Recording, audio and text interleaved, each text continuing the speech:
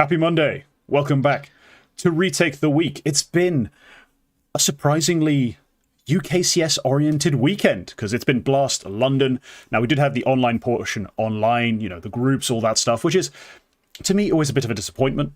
I don't like having online groups, but I get why sometimes logistically people do it. It does help certain teams, I think, with visa problems, all this kind of stuff, but yeah. Always a bit underwhelming, but we got to the LAN portion, and this weekend was a lot of fun. I was able to attend on Friday. We're going to talk about being in attendance eventually, further down the show. But we are going to obviously talk, most importantly, about the Counter-Strike that was played, who won, who lost, who played well, who played terribly. We're going to be retaking all of that in just a moment. But before we do have to do what we do every week, every Monday, and thank the members who make this show as viable as it is. They add it to Spotify and to Apple Music as a podcast, or Apple Podcasts. I don't know how it works. I don't have an iPhone. I got off that train, well, a long, long time ago, thankfully. But yes, members get access to the King's Court interviews, the BTS segments where we mostly bicker about things, and the demos sort of VODs. Like it's a lot of different things covered by like the live stream VODs. All of that is available to members. And as well as that, you get the right to vote and access to videos that I just make sometimes because I feel like it. So yeah, membership, $2 a month. Great deal in my opinion. And also regionally priced. That's something I found out the other day. Some people can pay 20 cents for membership, which is terrifying for me because I've got a bad feeling that some people can just VPN their way into India and pay absolutely nothing for my membership, but it's fine. It's great. We still appreciate members who join, even if it is 20 cents. The cheap region, you would say, then is Norway, and so that's where you should VPN. VPN into Norway and Sweden, please. Yeah, exactly. Yeah, those guys famously broke as hell, got no industry, no business, just no sense. We just exposed the trick to pay less for King Team memberships, yeah. Yeah, it's to just be Swedish. That's how you pay less. Yeah. But yeah, let's get into the main show. Quack, welcome back. Surprised you made it to another Monday. Got anything to promo? Why are you surprised that I made it back to another Monday? Every weekend, it's just degenerate alcoholism just posted, sharing to me. To be fair, that was this week as well, yeah. Every Monday, I'm like, oh, he's still here. No, I passed an exam. I passed an exam this week, so we went out to celebrate. It's an exam I've been fighting with for 4 years.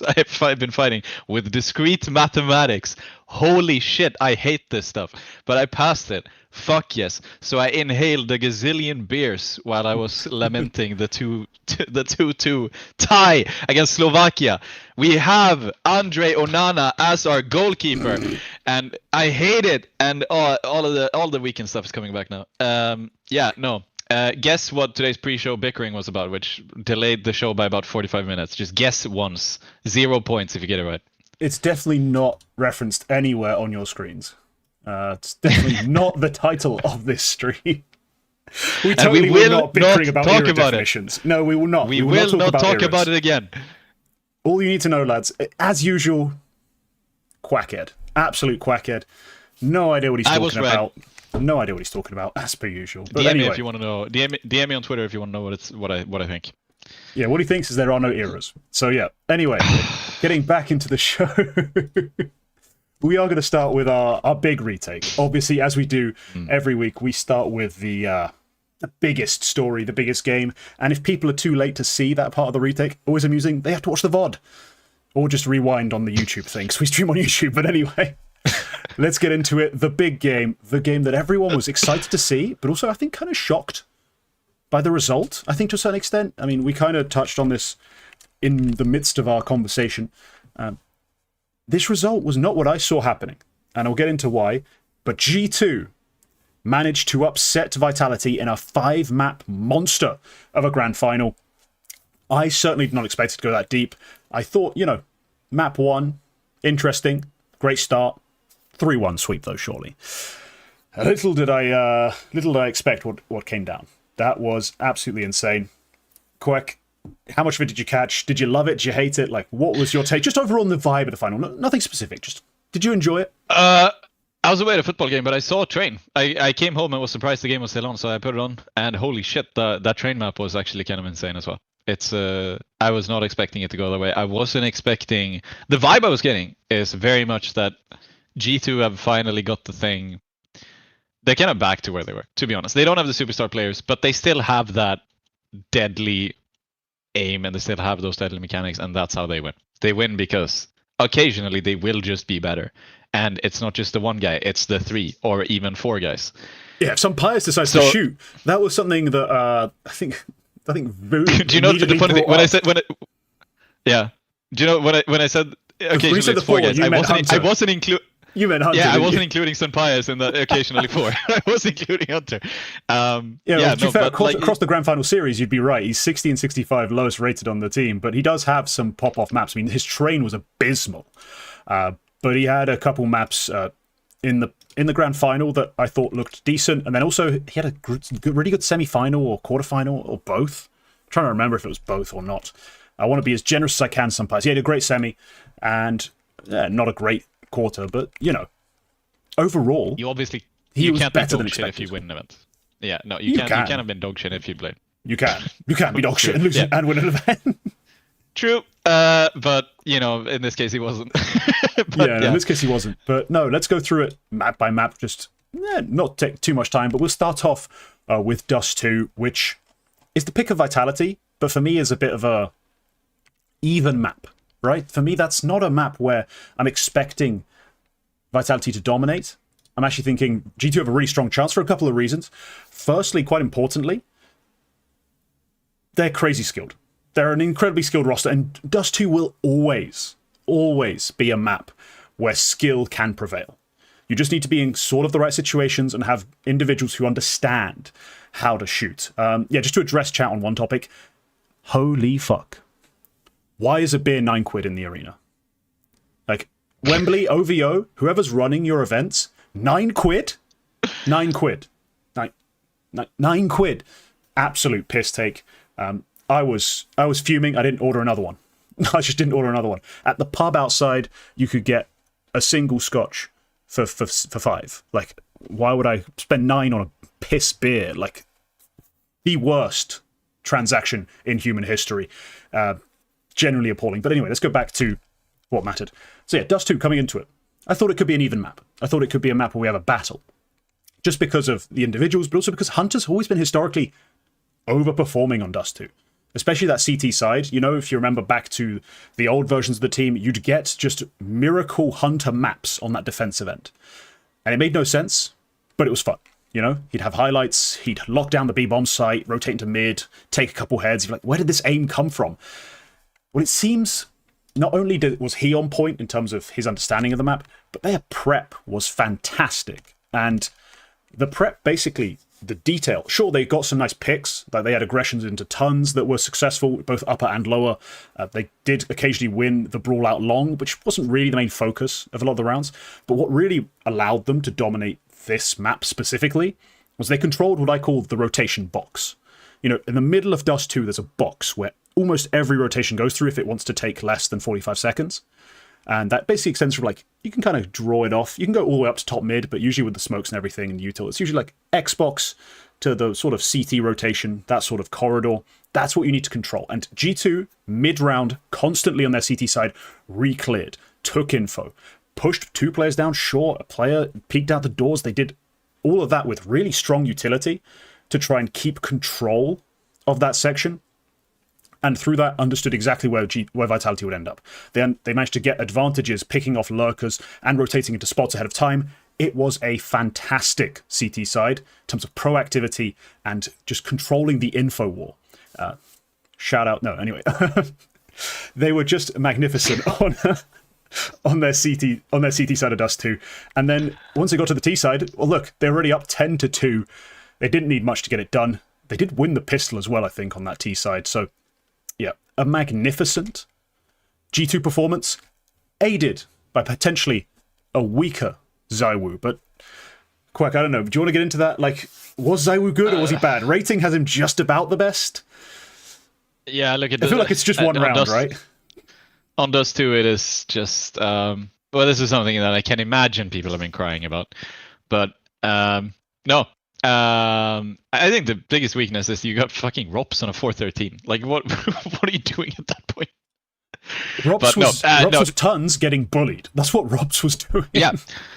Like, what I'll tell you, like, I think you see this throughout the entire series, especially Mattis, and especially on the final map. You get an insane level out of him mechanically, and that's going to bring you a lot here, because he is the guy who is potentially your weakness. I think if Vitality have pointed out any weakness on Vitality, it would be Mattis. Like, if they're going to point out a player, well, maybe some Pies now that I think about it, but like, if you pointed out somebody who might not live up to the high standard, it might have been Mattis. And he does in like his first big event grand final. And you get those insane headshots as well. And you get that on Dust too. You get that on Train. You get that throughout the entire series. You get a really high level out of him. So that's a big difference to make for G2. And look, I mean, even if you had a stronger Ops, I gotta say, this Dust 2 probably still could have been G2 win. Like,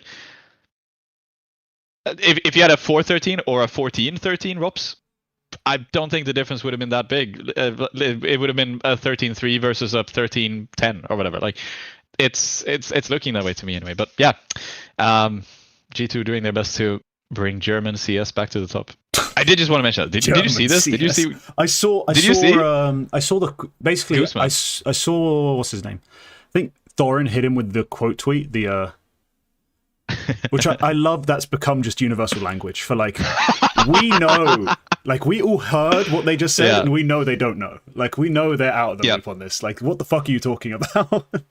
Yeah, I did like that. I thought it was funny. It's charming. We like Guzman obviously, but it's charming. You know, that's a fucking clue, clearly. But yeah, no, that first map. He's trying his best. Even if we got, like, let's say okay, ZywOo played like he did on Mirage, which we'll get into soon. Maybe this could be a Vitality win. But even if he played just better than he played, and Rob's played up to standard, I do think G2 overall came in with a better game plan, executed better, and also had individuals who could fire. Like, they don't have that one superstars you've mentioned, but what they have is just an aggregate of just star firepower that can basically match a lot of these top teams in terms of overall output. Sure, there's no player as strong, and you can argue about weaknesses here and there. But what really made them win that first map was, I think, just a better game plan, better execution, and, of course, individual shooting makes it a 13-3 or whatever the hell it ends up being. 13-3, yeah? Yeah. That's what makes the scoreline so one-sided. But I think overall they just came into it better. They came into it stronger, and they played fantastically. That created, in terms of my anticipation for what Mirage would be, that created a very different picture in my mind. Like, Mirage ends up 13-6, but the first half of that game plus what just happened on Dust 2, I'm like, are G2 going to smash these guys? Like, are G2 actually going to roll through Vitality? Because at 6-6, after 6 T rounds from this G2, I didn't think the CT side would be where they'd struggle. I think that's where they'd get completely picked apart, out-rotated, out-positioned, and then also, quite importantly, completely wrecked by ZywOo. Like, I didn't think they'd get just dumpstered that badly on their T side, on their defense, rather. It was a strange performance. But just to talk about the first half, where they played well, G2, some of it was adjustments off the back of Hunter dying, like, quite significantly. Like, Hunter would die, and then when he's dead, his micro control, his mid-rounding seemed pretty strong. When he was dead. When he was alive, they ran into stacks. They didn't seem that prepared. Honestly, he got caught out a few times. But yeah, he died. They found gaps. Matty's going up short. It helps that MOUZ MD hit some absolute scorchers in mid over and over again. Like, him on his entry path, like, that was probably his best game as an entry. His best map on it as an entry, rather, in that series was that Mirage T side. But overall, it was a strong enough T side to where I thought that CT would be great. And then ZywOo happened. Just ZywOo happened. I don't know how else to report it. My notes literally say half-2, ZywOo ... I have nothing. Yeah. I'd love to be a fly on the wall in Nero's DMs after this map, to be honest. after that one map. With the plus 30.55% round swing, I don't think it's unreasonable. Well, on the T side, based on how I was looking, he's got 30% round swing. I don't think it's unreasonable. I think that's fair. I don't think people understand what that means. Like, if you look to the game, no, that makes perfect sense. Yeah. So, but he surely somebody definitely asked him about that for sure. Yeah, no, yeah, it's a fucking wild thing. Like yeah, this is the ZywOo that I was expecting for all of the grand final. Well, 2.55 rated be a bit much for anyone, Well, but it'd be a record-breaking grand final. But at least more on that side of the spectrum compared to what he gave us in map 1 and 4 and 5. But anyway, map 2, we're focusing on map 2. Yeah. We'll flame him eventually. Yeah. This was the beginning of the end. When I saw this, I was like, oh, 13-3, that's nice, but now there's a 13-6, and then I was like, okay, no, it's gotta be over. Yeah, at this point I was just looking at results. I wasn't able to see it. But yeah, you got a good level out of Sampaius, I guess. This is sort of recovering the shit show, which was the other maps. He had a couple really good rounds. On the T side, there's that great round, I'm sure everyone will know it who watched the full game, where he gets the opening pick in apps, then follows it up with 3 more kills, just basically quick-scoping around the bomb site. Like, he actually had a really cool round in that sense. That was his highlight of the grand final, honestly. It was a really good round, but still, like, his overall grand final wasn't that special. I think a shout-out, what kept them in Mirage, Vitality that is, with the fact they managed to get 6 CT rounds, was actually FlameZ. Like, FlameZ, over the course of this event, has had sort of a resurgence, a return to form. And that was one of the big problems. We talked about Vitality across the sort of second half of this year, this second season. Apex and FlameZ. Sure, we're not getting the best ZywOo, but we'd still be winning more games, we think, if Apex and FlameZ's, like, tag team, like that duo was firing. That duo was finding their timings, was hitting their shots. They really struggled with that. But this map specifically, but also just this event, kind of the run all the way up to the grand final, was better.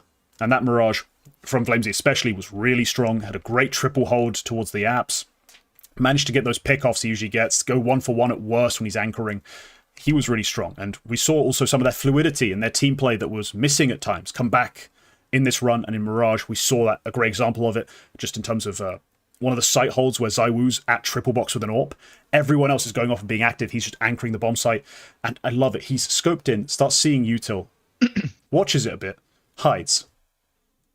Someone takes a reswing from stairs, and then he swings out again off the back of all the util popping. He's just, like, so comfortable. So, like, cerebral in the way he approaches the round, and then just goes and hits banger after banger. So that was a great highlight round, but yeah, showed more of that fluidity that we got used to from Vitality.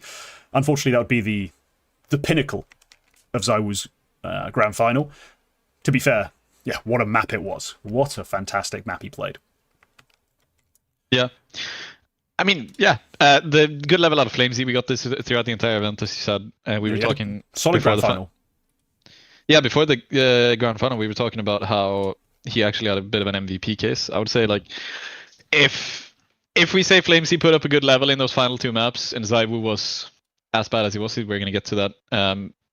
You know, it's if, buts, and maybes, but, like, if Vitality win, there's a legitimate case for a FlameZ MVP. If, you know, it wasn't unrealistic. So that was good to see out of him, especially when you have a bit of a weaker ROPS. It wasn't just in the grand final itself, and even on this map, like even on the Mirage map, I feel like that's a map where ROPS can do quite a lot. It's obviously you're getting a lot fewer fights when ZywOo's doing the stuff he's doing, but yeah, it's one of those maps where I feel like ROPS has potential to have a really high level of impact, especially on the CT side. So getting a weaker ROPS and then getting a stronger FlameZ, I feel like is very important for how this map and the whole series kind of played out. So wasn't enough, but yeah, Overpass, it looks very similar. Because again, this is when I was driving, I think. So it looks very similar.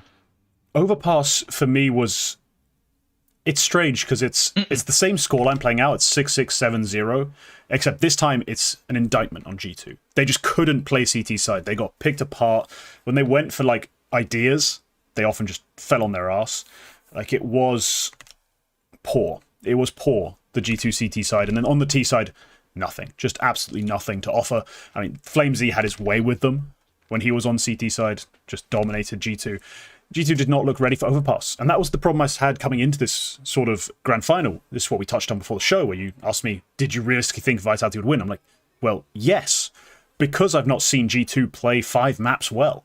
I've not seen them play 3 maps particularly well so far at this event. Like, if I'm picking really aggressively, like I've had to really be like, I need a third map that I can say they can play on top of Dust 2, on top of Inferno, I'd say Ancient.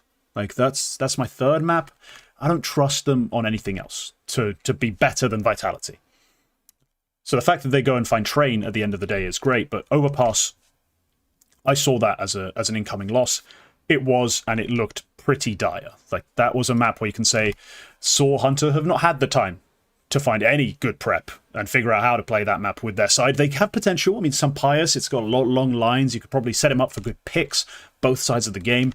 You've got players who can entry, and, I mean, imagine 1 out of Monster, 1 out of Short, Mattis and MOUZ.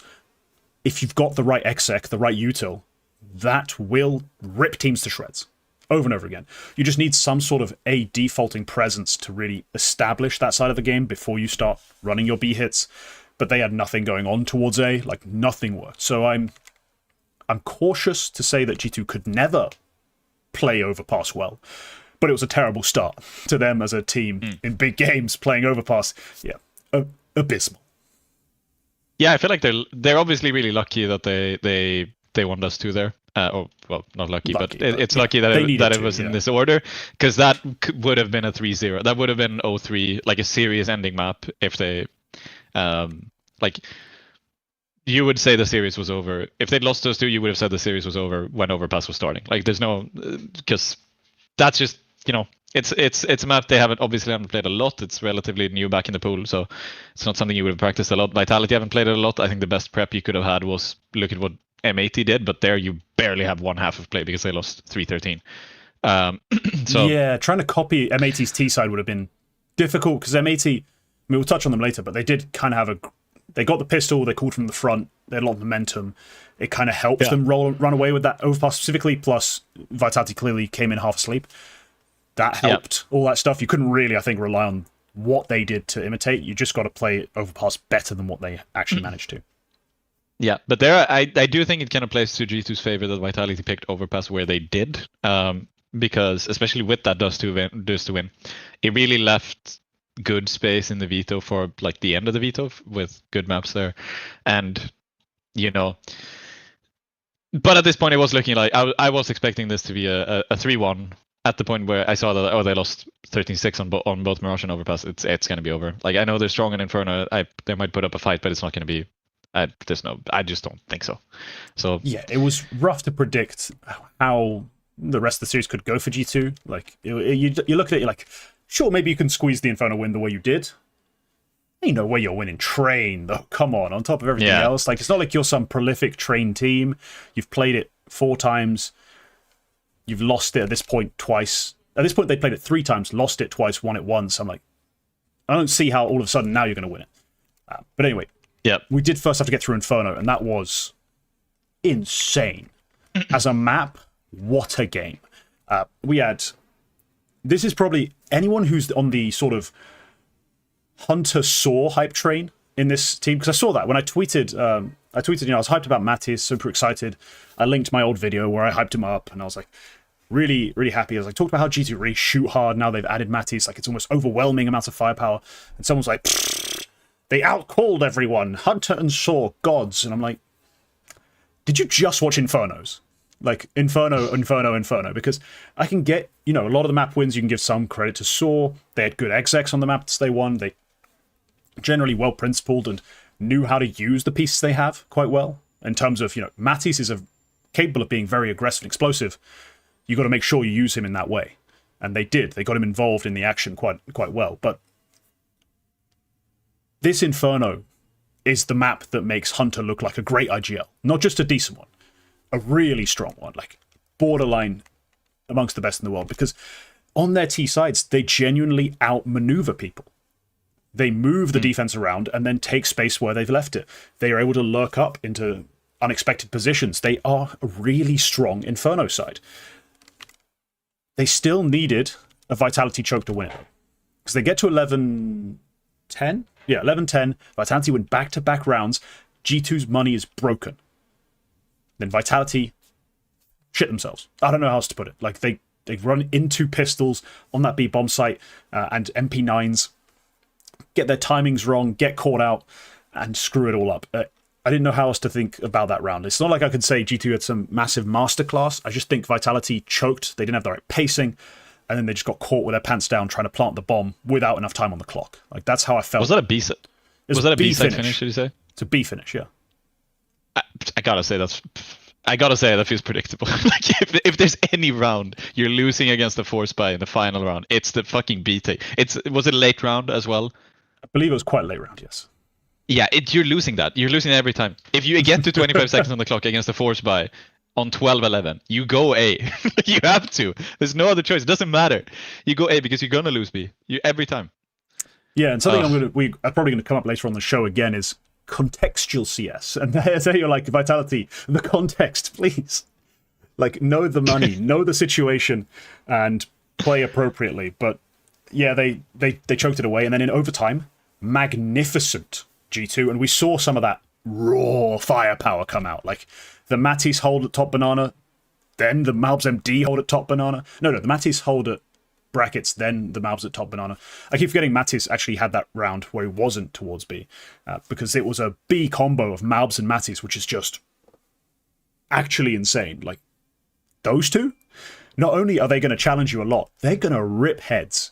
So it makes that area just generally kind of tough to play against if you're a T side. But yeah, there was that huge multi-kill that Matisse had out of the cubby on long. Unfair. I'm not sure. Everyone should have seen that clip by now. Like, that somehow isn't in the highlights. I'm looking at the HLTV highlights. Somehow isn't there. I don't know how. That was so filthy. Yeah, the one I saw was at one point he runs out onto A side and he gets a very nice double entry. That's a clip I saw. Yeah, that's honestly the most boring clip of it all. I don't know why it popped up, but it was very good. Yeah, I think it's in large part those headshots, and that's sort of my feeling on Train as well, where it's like a lot of these rounds you're playing with a Galil, you're playing, he's playing entries, trying to find entry frags with the Galil here. And it's the fact that he can get those really quick headshots, he can get those quick 2Ks with very snappy headshots, even with that gun, that feels very impactful. And I think you get a lot of that that's out what of he is. Like with the aim, it's kind of that groundbreaking thing. Like, where you didn't necessarily get it all right in terms of the call, the prep, the exact calm, everything. That doesn't matter. He's going to hit the shots that quick. Yeah, and like, they can do it. Like, mobs and heavy can do that as well. They're also very snappy. But it's like, I don't remember seeing that whatsoever. And I think maybe that's a nice little balance they have there, where they can find that level out of Matisse. And again, this is also the context. This is his first big event playoff. I think it's his first big event playoff period. It's his first big event grand final. He didn't do a lot with Fnatic, and Sampi obviously were not at that level. So no, and it's his first big event grand final. It's maybe even his first LAN best of 5. Like, you could maybe stretch it that far, and it's definitely the biggest arena he's ever played in. Like, it's not his first LAN best of 5, I don't think, because of the thank the heavens for the Czechoslovak local scene. I think they only played best of 3. No, I'm pretty sure Tipsport Conquests are best of 5 finals. Yeah, they are. No, they're not. Ooh, they're not. Oh, I was convinced all that stuff had a best of 5 final. It's his third. Yes, he's played 1. It's different. Conquest of Prague, which he played with Fnatic, that was the best of 3. The local one, NCR. There you go. The all Czech one, he actually had an 0-2 reverse sweep against Eklot at one point. Yeah. Which is I'm always impressed by. Was this in CS:GO? No. Yeah, in Go. Less impressive. Is it No, it was November. That was after November, CS2. Right. Less impressive then. Less impressive. So I was thinking my video that included him came out around that time, and I had clips from Go, but I guess me being me, didn't exactly make it very quickly, and so it actually comes out way later in the year that it should. But no, Matisse, technically that he had some LAN prep through the Czechoslovak LANs, but this is a very different reality. Like, there is no looking over the crowd at Blast Open London, because at a small LAN, if you don't want to look at people's eyes, you can. I mean, you can look just over your monitor, just look up. There's no wall of fans over there. There's no. It's a very different aesthetic. It's a different thing to feel. And he managed to thrive. I was so impressed with Matisse, but also very impressed with just generally, give Source some credit. Even if he doesn't have Matisse taking as many aggressive fights. Matisse has been known as a bit of a half-lurk in the past. He still gets him involved in the moments where he needs that explosive multi-kill. And whilst Matisse at times can be accused of being too aggressive, especially on the CT side, he made some interesting swings in the FaZe series. Overall, he got the sort of balance of aggression right and used that aim to sublime perfection. I was, mightily impressed with Matisse. Inferno is the map that should be remembered for him. As much as it was also a great MOUZ map, that is the Matisse we signed up for as fans and as believers in this sort of G2 amalgam. This is the Matisse we need. Yep, and it's one I was worried they might not get. Let's be honest, when we get players stepping up like this from a lower tier, no matter how good they look, there's always a chance they don't really work out. Especially, like, I wasn't expecting G2 to play grand finals. If I'm honest, I wasn't expecting G2 to play grand finals in 2025. So getting that level out of him as well is good.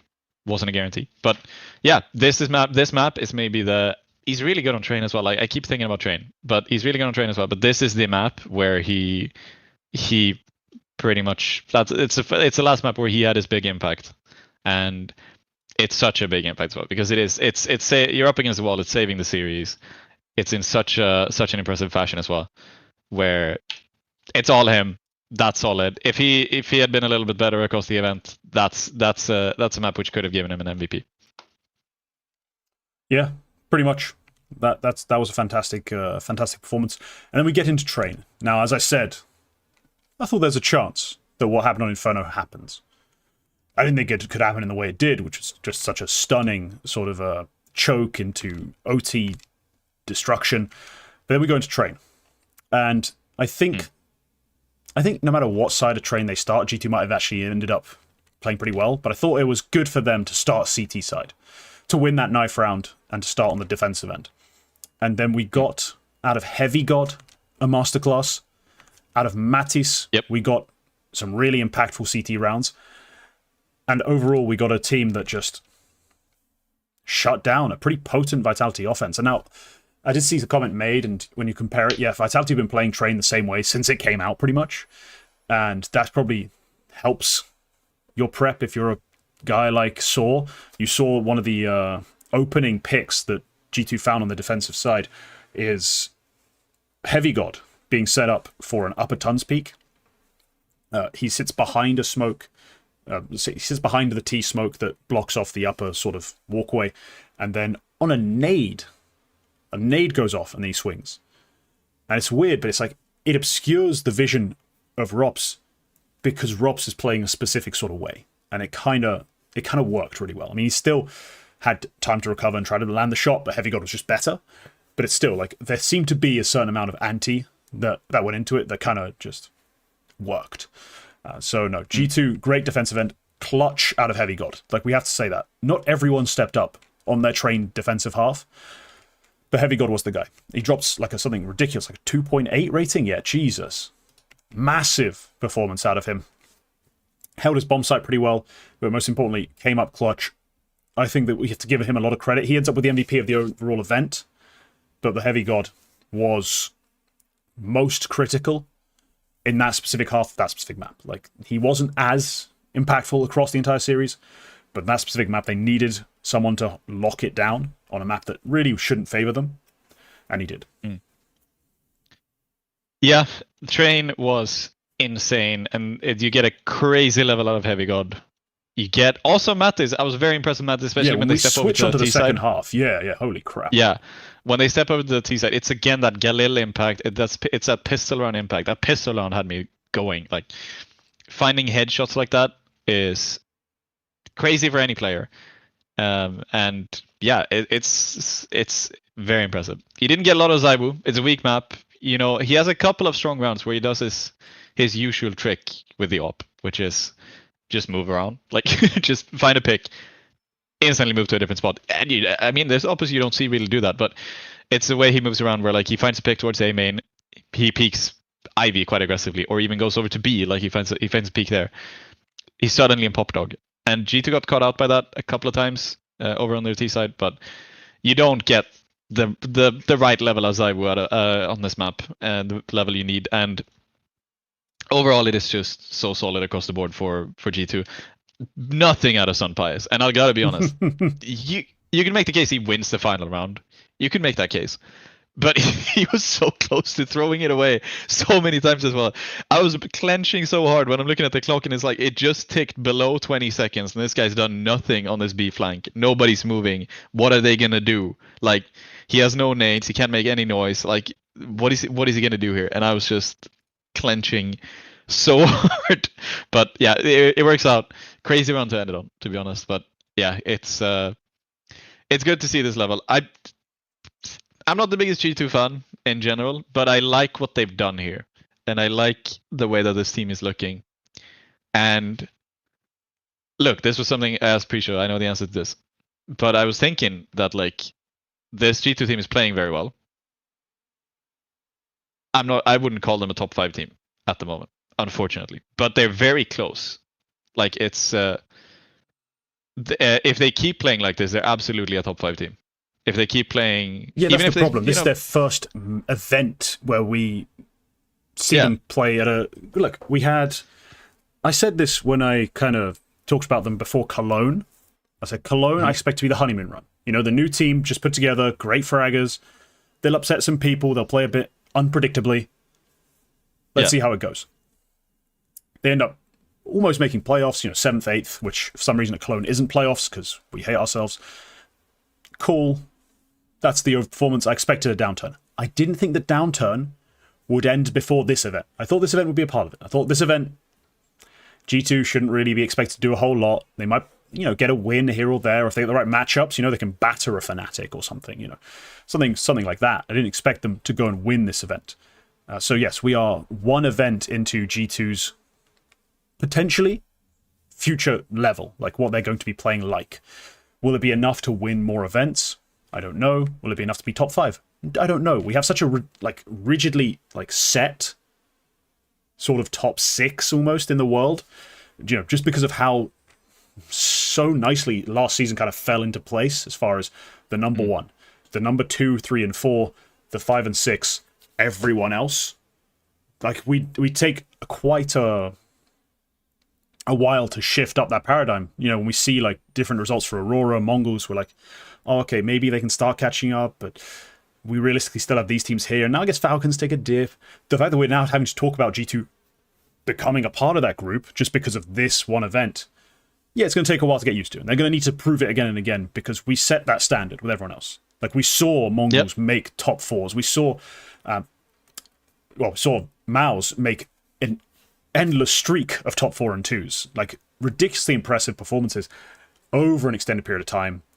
G2 have only made 1, so technically right now, we obviously don't feel comfortable calling them top 5. We obviously don't.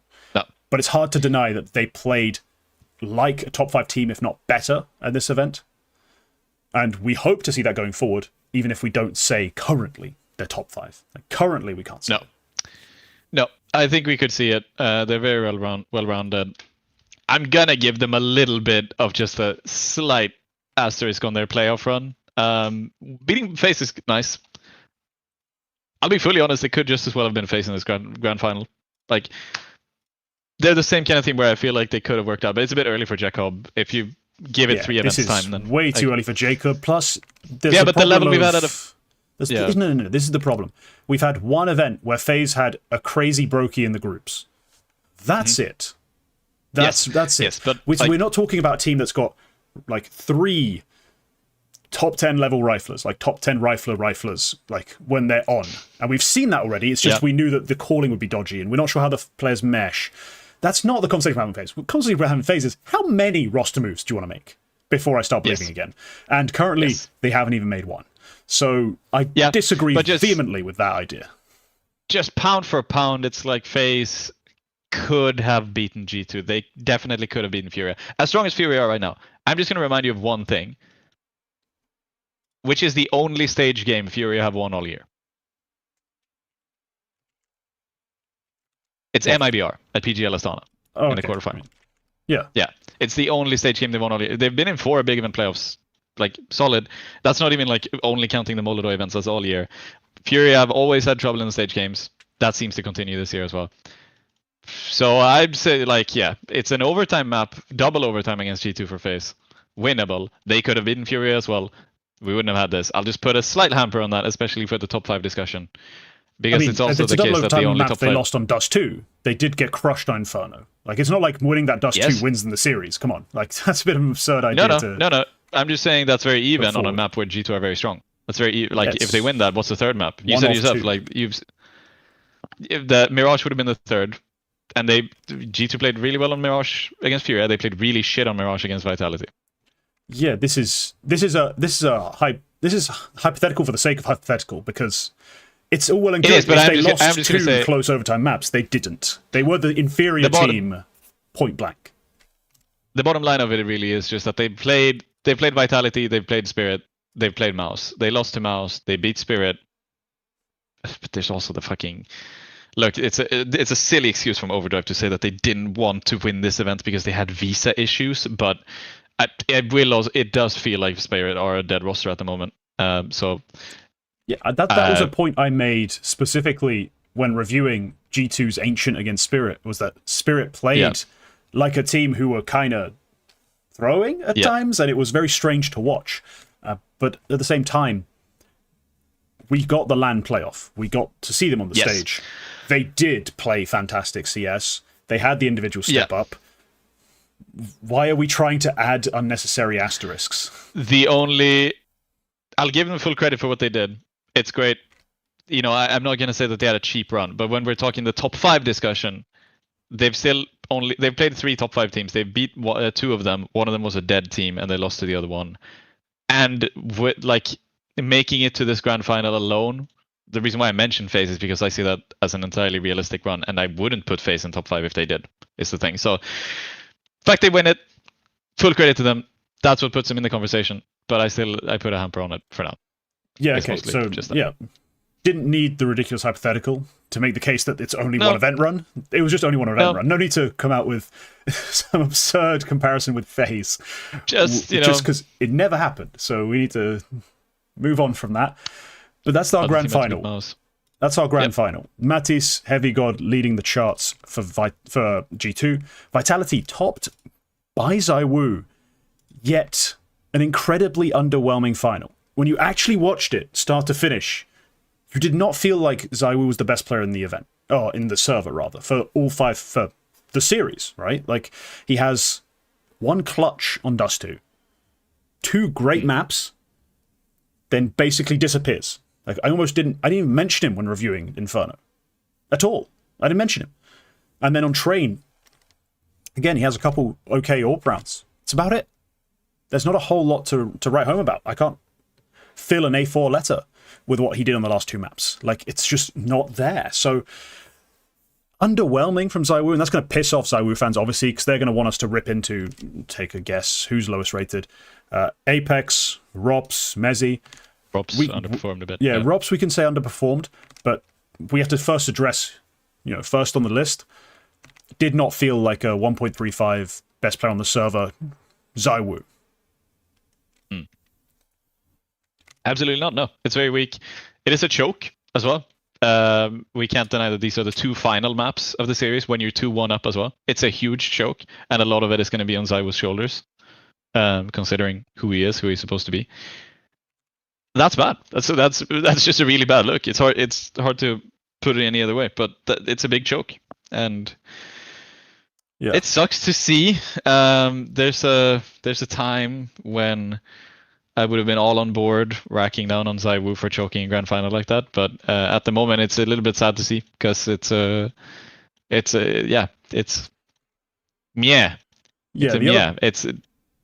other part we have to talk about, if to be generous, to be on his side, the help wasn't there from the players who've been kind of popping off recently. Mezzy especially has had surprising output. Time and time again, he's found key entries, key anchoring multis, really struggled to be a presence in this game against G2. There's not really a fight where I have him, definitely winning is the problem. I think in the rifle duels he's going to take against the entries this team has, he's going to struggle. He had a good Inferno overall. That's the one map where I can give him some kudos. It's the one map I remember, a MOUZ clip even. But the series on the whole, MOUZ just didn't have that impact. But he's not really supposed to be, right? He is the support. It's a best of 5. Best of 5 people typically don't have the best numbers just because of the number of maps they're playing. So 0.98 out of MOUZ, maybe we can't cry too much. But our big sort of red flag player was Rops. Rops did not play like Rops. And I think he's generally not been that great this season. Like, he's not been that great this season. He's been not the one I think is truly the key to their struggles. But this grand final was poor. Yep. It's almost back to, I wouldn't say old Rops because he's never been bad, but there was a time especially towards the end of the FaZe stint where he was sort of not really all there, and it's like I think maybe we have a slightly unrealistic standard of what Rops should be as a player based on the spring season, because the spring season was just so great. But you expect more out of him than we got in this grand final and in the event as a whole. And yeah, it's hard to pinpoint it exactly why, exactly what is happening there, but it's not good to see. Like Vitality are definitely weakened, and this fall season and this grand final really just solidified that for me. Where, yeah, it's very impactful. It definitely impacted the game quite a lot. We looked at his worst maps of this final. Train, I think, stuck out to me. Like in the gun rounds, either they came to his site and he didn't really get much done, or he's having to rotate into an outer bomb site, which is kind of stuffed. They kind of got railed outside quite a few times when they were on the defensive end. But on the T side as well, his tunnel is upper. What's it called? His lurks towards the upper site, the upper area of the inner site rather, just didn't get anything done. Like, there was very little out of Rops. There's one round, I think, towards the end of the half, when they had their 2 or 3 rounds they won towards the end, where he does get a lurk off and pick off Heavy God. But generally, he either found nothing or got picked off himself. So I thought, yeah, a bit off the pace out of Rops. And at the end of the day, he ends up finding his kills as the team exec somewhere. Maybe he's trading. Maybe he's in the pack and just dying and getting traded himself. He's just not finding those impactful little incisions that he's been known for in the past, despite, all the same opportunity to do it. He's a really solitary player. Like, his play determines his play. I just don't think he was able to be as impactful as he wanted to be. And, maybe that's just because of his counterpart. A lot of the time, he's coming head-to-head with Heavy God. And that's, in this series, not the easiest matchup. He's not got that sort of headshot first bullet quite that like a MOUZ has. But his pre-aims are pretty good, and he has outstanding burst control. So if you're a Rops, you got to land those headshots, or you will probably lose the aim duel overall. And I think he did more often than not. Yeah, it's not very good for them. But yeah, that's kind of the grand final. We can probably leave it there. I think we've got enough. Was that a good 40 minutes? Very long. Just on the grand final. Let's touch on some other teams. We're not going to be as in-depth about the other teams that made playoffs. We're going to talk about them a bit because we didn't give them their fair shake during the group stage, I don't think. So let's talk about MOUZ for a start. Look, MOUZ top 4. Let's go. Oh, God. Great. They did it again. Yeah. They did it again. They just can't seem to get over that hump, though. Be it top 4 grand final, either case, when it comes to the biggest events of the year, they have been disappointing. This game against Vitality never really looked in it. Like, Spinks looked up for the game, and you watched it. He had some really insane rounds. But overall, I mean, Zywoo, Flamesy, even Apex just walked over them. Just didn't really feel much resistance out of MOUZ. I don't know what else to say about it. Like, this was not a great MOUZ showing, despite another top 4. Yeah, it's this was a chance to repeat the Vitality win they had previously. I think with the fact that Mongols have managed to do it twice, I would almost expect MOUZ to also be able to do it. At this point, I'm sort of just tallying up how many teams can beat Vitality and, how they can do it. Because we are in a bit of a shift, is my feeling at the moment. There's a risk of that. And MOUZ were one of the teams very early on who managed to beat them in a playoff game, in a Cologne playoff game even. But not here. They weren't able to repeat it. It's not even close, to be honest. And I don't know. It's the same old thing as well with weak T sides out of MOUZ. It happens. That's where their struggles have been previously. I think that in both games they play a stronger CT side than a T side, and kind of have to pin that on Brolin. Like at the moment, you kind of have to do that, and I think he pins that on himself as well. But yeah, well, I did also. Brolan, it's Cyclone, it's Xerxan. Like we know they kind of run this by committee, and it's the prep firstly, and then after that it's Brolan and Xerxan combining with like opening ideas out of Xerxan, how he wants to be used or take map control. Brolan trying to figure out the mid rounds around it, but also set up pieces where they need to be. Yeah, it's just not been working. It's really not been working. Yeah. And Spinks finds some impact, but if Spinks is the only player who finds impact on your T side, unless he's winning out clutch after clutch after clutch, you're not going to win a lot of the rounds. He's not taking the opening fight. He's quite often playing off of players, kind of trading, kind of lurking, kind of closing. He's not the opener. And when Xerxan takes a beating the way he did 6 and 20 on T sides in this series, you're just going to struggle. Because he's going to keep taking those fights. That's his role, but it's also his mindset. Like, he knows if it's not going well, he's going to keep trying to force the issue and make it work. Yeah. Just wasn't up for it. Yeah, it's... I don't know. 4-8 is just the most common T-side stat line for MOUZ at the moment. Like, they end up on 4-8 after basically every single T-side, I feel like. And like I did read the interview with Brolin. I wrote about it as well, the one that HLTV did. They haven't had practice. They've had quite a busy schedule. He did say they haven't had a single week of practice all of the fall season. So they're going into big break now. There's potential for improvement. This was like the last event before they go on a month break before EPL, basically. But it's tricky. It's very tricky. And surely the lack of practice can help that. That's sort of what you need to do. But yeah.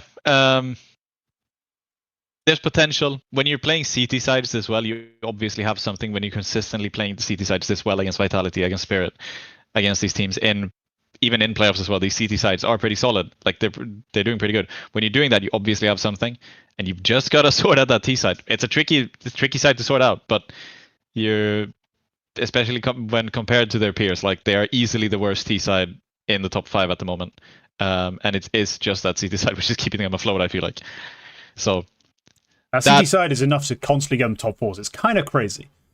That's shout out. You could like if you're looking at that on the face of it, you would almost think that like, okay, so if their T side is so shit, their CT side has to be the best in the world, and there might be a case for that. Like it's really solid, and they keep winning rounds off of it. You just can't close a map off of that. You can't do that alone. So yeah, a lack of practice. I guess that's sort of why Brolin said that's why they keep making the same mistakes. That's obviously something. That's what practice is for. That's when you iron out those mistakes. It's difficult going from series to series when you haven't had time to practice basically at all. Of course, you're going to keep repeating the same mistakes, but they're aware of it. There's a big break coming. Things are looking up for MOUZ. I think that's what he said as well. He was basically like he's confident that they're going to win at least a trophy at some point this season. And no, I can agree with that. I think I can agree with that as well. That especially with how the events are overlapping now as well. I did just read. Oh yeah, create a week in a field. Sure, they can go win an event, but like. No, it's not even that. But we have the Chengdu Bucharest thing, and I did just read that ESL previously said that this is a small tangent, but it's sort of related to MOUZ and the schedule and everything. ESL said previously that they would potentially fine teams who missed out on the start of Chengdu or dropped out of Chengdu, or punish them one way or another because of attending Bucharest. And to remedy this, they changed the rule to say that here's a loophole. If you want to pull out of Chengdu right now because of Bucharest, you can do that without punishment right now. And none of the 10 teams out of the 16 who were supposedly interested in attending Bucharest as well chose to do that. So we have potentially 10 teams out of the 16 attending Chengdu who are going to be late or drop out entirely because they're playing Bucharest. And MOUZ are playing Bucharest. Like they're playing Chengdu. They might be playing Bucharest. So you end up with these. You're gonna have some teams skipping as well. You're gonna have some teams doing here and there. There's definitely a chance for a trophy here. And look, if they end up in an event with Mongols alone, or even with Spirit alone, like the fact that they've been matching up against them so many times recently, there's a chance they win something like that. But I'm not sure I believe in them winning a trophy outright. I have them Yeah, quite if they low have in another my field Budapest like trophy they did, chances at the moment. like the Astana Yeah. they won this year. Yeah. Yeah. Put that field together again. I'll give them a shot. No spirit, no vitality. Yeah, why not? Yeah. Why not? But I don't actually think they will. Yeah. So that's my problem with when they say win a trophy. If it's one of those, for whatever. But if it's the big events with those top teams, they're just not doing it. So yeah, the Jimmy point always comes up. Everyone's always talking about Jimmy, and I think it's a combination of problems. The first problem is, of course, naturally, Cluj not Astana. Yes, whatever the PGL thing was. There's too many things for me to remember the exact name of everything. But anyway, more importantly, I think Jimmy is firstly getting punished for playing way beyond his role's limits last year, which is borderline unfair. Like, everyone's expecting a repeat of that, despite the team changing, which I think is just absurd. Because remember, last year we have Brolan, Shuhei, Zershin. Those are the three other riflers. There's no hard lurker, trader, closer really amongst them. It's just Jimmy. Jimmy is the guy on the team who gets the opportunity to close out rounds in that sense, who gets the space and the freedom. I do think when Spinks comes in, he does kind of tread on his toes. And I said that the second it happened. I'm still saying it to this day as everyone continues to rip into Jimmy. I don't think it's Jimmy's fault. So that's kind of my take on it, long and the short of it. I do think that the MOUZ performance could be better if they take that break, you know? They take that break, take that time off. They can kind of figure out what's limiting their T-sides. Maybe set up some new sort of defaults. Maybe some more explosive execs. I don't know what they're going to change, like switch over to. Because they used to play, you know, the Shuhei style was out of the default. The Brolan style is less out of the default. Maybe they want to go back to it. Maybe they want to lean more into Brolan's sort of style of calling. We'll see. Yeah. We'll see. Yeah. For me, that's kind of where I'm at with MOUZ. I'm not a big believer. All right. Furia. Are we happy with this?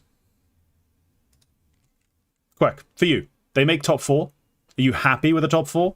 Or do you take this loss and just go, wow, pretty disappointing? It's same old, isn't it? Okay, they're really solid. They make it through there, through the groups. We did touch on the fact that they beat Spirit. I think that game was done when we recorded last time. It was. Yeah, we talked about Keisarato's play. We talked about Donk having zero help. Zero help for Donk. Yeah, I think we did touch on it. It is fair. That's a solid run. They make it through there. Even beating MOUZ to make that semi-final as well is, you know, it's a seeding game. Yeah, we always say that. But it is the same old. They don't win stage games. And I didn't look. I'll be honest. I looked this up now during the show because I know last year they had a big problem with this, and it was like we were kind of racking on them because they had this supposed big victory when they made the IM Rio semi-final as well, when they made it straight to the semi-final by winning in the groups. And it was like this huge victory for them because finally they're back in big event playoffs, and they immediately get dumpstered by MOUZ to such a ridiculous degree, where I think both you and I said that there's like, yeah, they made it here, but like they didn't prove much. Like they did good in groups, beating decent teams in groups, do fuck all in the semifinal. So that's why I was sort of looking at it now, because I was like, hang on, are they actually winning anything? I couldn't remember if they how they did in these playoffs. And no, they beat MIBR and go out, and that's about it. Even in the major, they lost to Pain. Like even in the major quarterfinal, they lost to Pain in the quarterfinal. Let's not forget. So yeah, it's kind of the same old. It doesn't move. This event doesn't really move the needle for me where they're at, you know, to that degree. It's solid. It's great. But we've been seeing that for a couple of weeks now, and yeah, they stay where they are. They are somebody I would put sort of like G2 close to that top 5 conversation, but until they can win a stage game, I'm not gonna put them inside it. Okay. Yeah, no, fair enough. I think is it finally, like, I feel like we never have this conversation, like as a community. Can we just call Furia playoff jokers? Like, can we finally actually, because we ragged on MOUZ for years, but it's like, I guess because Furia are older, no one ever talks about it. You know, we used to take the piss out of Heroic all the time. But we've had enough opportunities now for this Furia team to win. Not this Furia team necessarily, but Furia to win on stages, and we so rarely see it. Can we just call them chokers? They've won. I'm just gonna. There's a lot of red when you go big event playoffs for Furia all time. I'm even gonna stretch it to it's not even just that they won the only playoff game in big events they've won is MABR in 2025. That's not the only one in 2025. That's the only one since 2022 when they beat Navi in the major, in the Rio major. Jesus. You remember that game? And yeah, if before that it's Dallas. It's the spring season of the same year. You mean the one they cheated? I mean, yeah. It's bad. There's a big drought. Like there's nothing. There's very few playoff games in at all between that Rio major game and the Astana game against MIBR. So fair enough. But yeah, when they make it to playoffs, they don't really win, and that's surprising, honestly. And like, look at the playoff ratings. K-Serato's fine. He's at a 110 all time for Fury in playoff games. Molodo is also at a 110 so far. It's much fewer maps. You don't get a lot out of Yuri, and historically you haven't gotten much at all out of your safes and your drops and your Vinnies and your arts. But you didn't get that to begin with. But yeah, no, it's something I would expect them to iron out, to be honest, when you have Fallen on the roster and when you have K-Serata and Yuri being on this team for so long. And yeah, if there's any saving grace for this, it's the fact that I think 2025 so far is like the best span they've had of playoff finishes, like in any reasonable length of time, pretty much at all. Well, just making at least playoffs. Since, yeah, just making it. So like at the very least here, they might get the opportunities to practice it. Like if you want to go that far, because it's always been they make one playoff, then they do nothing, and they make a roster change or several roster changes, and of course then you're not really going to get that level. So for Fury, I'm going to say it doesn't really move the needle for me. They're still up there, but if I was going to draw a trend line, it's sort of plateaued. It's at a good level, but it's sort of plateaued. I'm going to need to see that. And I think we could see that. We've seen Molodo is still really good. I think there was a video they ran in the breaks during the Blast games where they basically asked if Molodo is a top 5 opera right now, which is an interesting question. They were asking the pros that. I think there's a good case to make Molodo a top 5 opera in the world right now, to be honest. And yeah. No, yeah. I think it's. And you see, yeah. And the guy you'd expect to do well and to do poorly in playoffs, the inexperienced kid who's never played outside of Kazakhstani internet cafes, he's not the problem. So yeah, play Fury or playoff chokers. Like they have an excellent excuse. If Molodo was dropping 0.9s in playoffs, then yeah, that's an excellent excuse not to be winning arena games. But that they can't use that excuse because it's not happening. So yeah. I think we could see good stuff, but I'm gonna need to start to see it now until I change something. Yeah. I'm just trying to think. I'm just gonna go through some AWPers from the top end of the scene. Where is it? I'm trying to find the bloody rankings. All right. AWP kills per round. I'm just going to look at that just to see the names that are generally around AWPing. Shiro, probably ahead of him. Torji is a big question, but just this part of the year, maybe not. I don't know. I think that's Torji's probably When I'm thinking right now, I'm thinking last 3 months, basically. Yeah, I mean, I've filtered my numbers by this season, basically. Like, if we're still, I mean, obviously, I'm the first guy to be a dick about ZywOo not being an AWPer, but he still has more AWP kills per round than Maka, Kersey, G's, and then it drops off to Senzu. He's in the bottom 5 for actual primary AWPers AWP kills, but he's still there in the primary AWPer section. So I guess nobody's saying Maka isn't an AWPer. Yeah, exactly. So we kind of have to have ZywOo ahead of him in that sense. So what? Maybe we have. Though you could make the case that ZywOo doesn't opt T-side. Yeah, but still. I mean, Molodo does have almost double the amount of AWP kills per round. The ZywOo does. It's always strange. But there's a few guys you'd want to make the case for. There's a few guys you definitely should have above him. But I don't think there's 5 above him. m80, Shiro, Torji, ZywOo. Yeah. So, yeah. The kid you'd expect to be a big event playoff choker is one of the top 5 operas in the world. and is doing well in playoffs.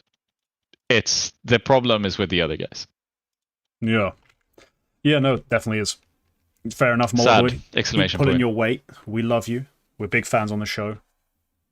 Double thumbs up. You escaped Amcal. So many do not. Right. Other teams who went out a little earlier. This one was my favorite run of the event until G2 went and won, and that was M80 NA Hope. Now, we also have more NA Hope coming later in the show. But for now, M80 NA Hope. Holy crap, what an event run. I mean, firstly, obviously, they got their big upset run to make it 2 playoffs in the first place. We kind of went over that. We didn't touch on their Fnatic game in the group stage, but it was pretty impressive. Like, it was a closely fought battle with Blame F finding everything with a decent Cypher, if I'm recalling correctly, which isn't something we've always been able to rely on, but I actually think he was fairly good in that game, that specific matchup. But fantastic Lake performances and also a really strong Hext got them through that.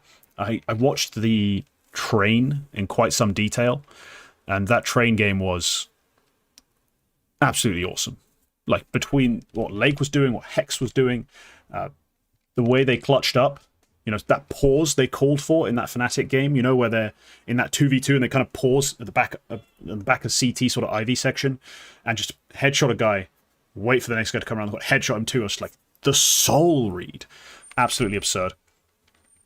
But it was a crazy Blame F game. They just managed to get more out of their team. Lake, Swisher, Hext, all stepping up. Sin had a strong train, if I remember correctly. This was a phenomenal M80 upset to make the playoffs. And then against MOUZ, they played a phenomenal first 2 maps. I mean, during that Ancient game, sure, they're down 8-4 at the half. They still managed to get to 10 rounds. Considering the difference in caliber, that was an incredible start.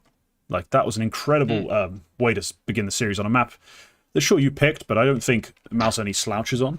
Like, they're not terrible at Ancient. And you are 30th in the world. You know, you're fucking M80.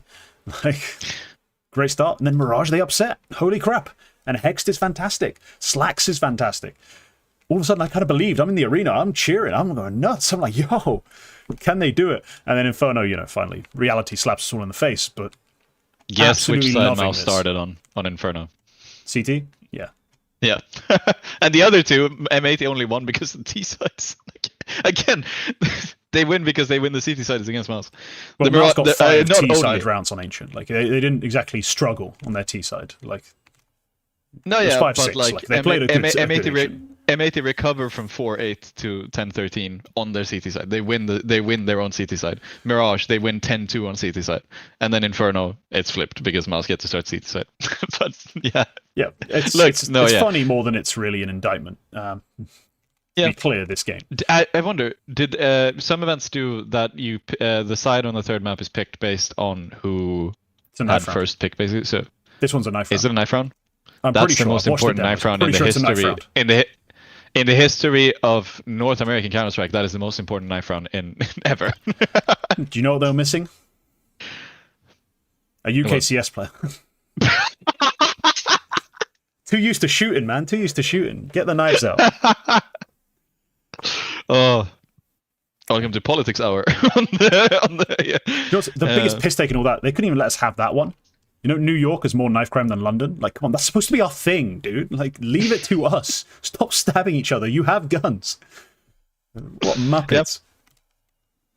But yeah, no. Look, M80's run was cool. That was really cool, right? Like, I don't know how much you watched of it, but I thought Lake showing off that he can just bang with the top level entries was awesome. He took a ridiculous volume of opening attempts in that group stage run, and then Hext closing, playing like principled and like sound CS. I thought he was a North American. Like, this is not normally. Check him PC, check him brain. I get he's Canadian, but still, like, the same rules apply. Fantastic, shocking run. Again, Germans taking North America to the moon. Pretty cool. Yeah. I don't have any notes for this. I didn't see it. It's a great game from them to do that against MOUZ, especially MOUZ, who are quite well-rounded. But no notes. I don't know what happened. The stat sheet is impressive. Like Hext, especially plays really well. I gotta say, Slacks, I'm pretty impressed with as well, considering how, just in general across M80, but also especially in games like this, where historically he's been so down in the dumps in his teams prior to M80. Like when he, because I remember when he was on Sprout and he was so bad, and especially whenever they played any competition which was remotely good, he was so bad. And that was still like at a time when Sprout were pretty solid. That was when they made the major. That was when, you know, things were looking up. They had Stare, they had Siphon, etc., etc. But he's made a good recovery on M80 in general. But it isn't just the farming maps either. It's even these maps where, look at 1.0. It's not overly impressive across the whole series, but it's better than most of his teammates, and that's pulling a lot of weight because he could easily have been the weakest link on this team. Like overall, if you told me this in 2022, if you told me this roster in 2022, first of all, I would say who the fuck is Lake, but then I would also say that Slacks is probably the weakest link on this roster. No one knew who the hell Lake was. Like, I remember I had a conversation with our good friend Tony, the caster Why Not. I messaged him, I was like, I'm looking for NA like prospects. I was going to do a show with MOUZ, I think, for his socials, where we went to talk about different prospects. I was going to pick a bunch of like non-Americans. He'd try and pick some Americans, and we'd discuss them. Sort of, you know, just promoting some prospect type stuff.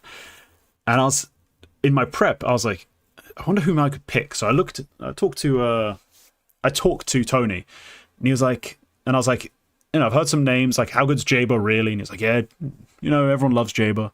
And then I'm not sure how we got onto the topic of Lake, but it was kind of a bit, like, we're not really sure what to think of him yet. And this is, I want to look up the conversation, what year it happens in. But like Lake was like a no-face player, you know, he was just another very low-level America's guy.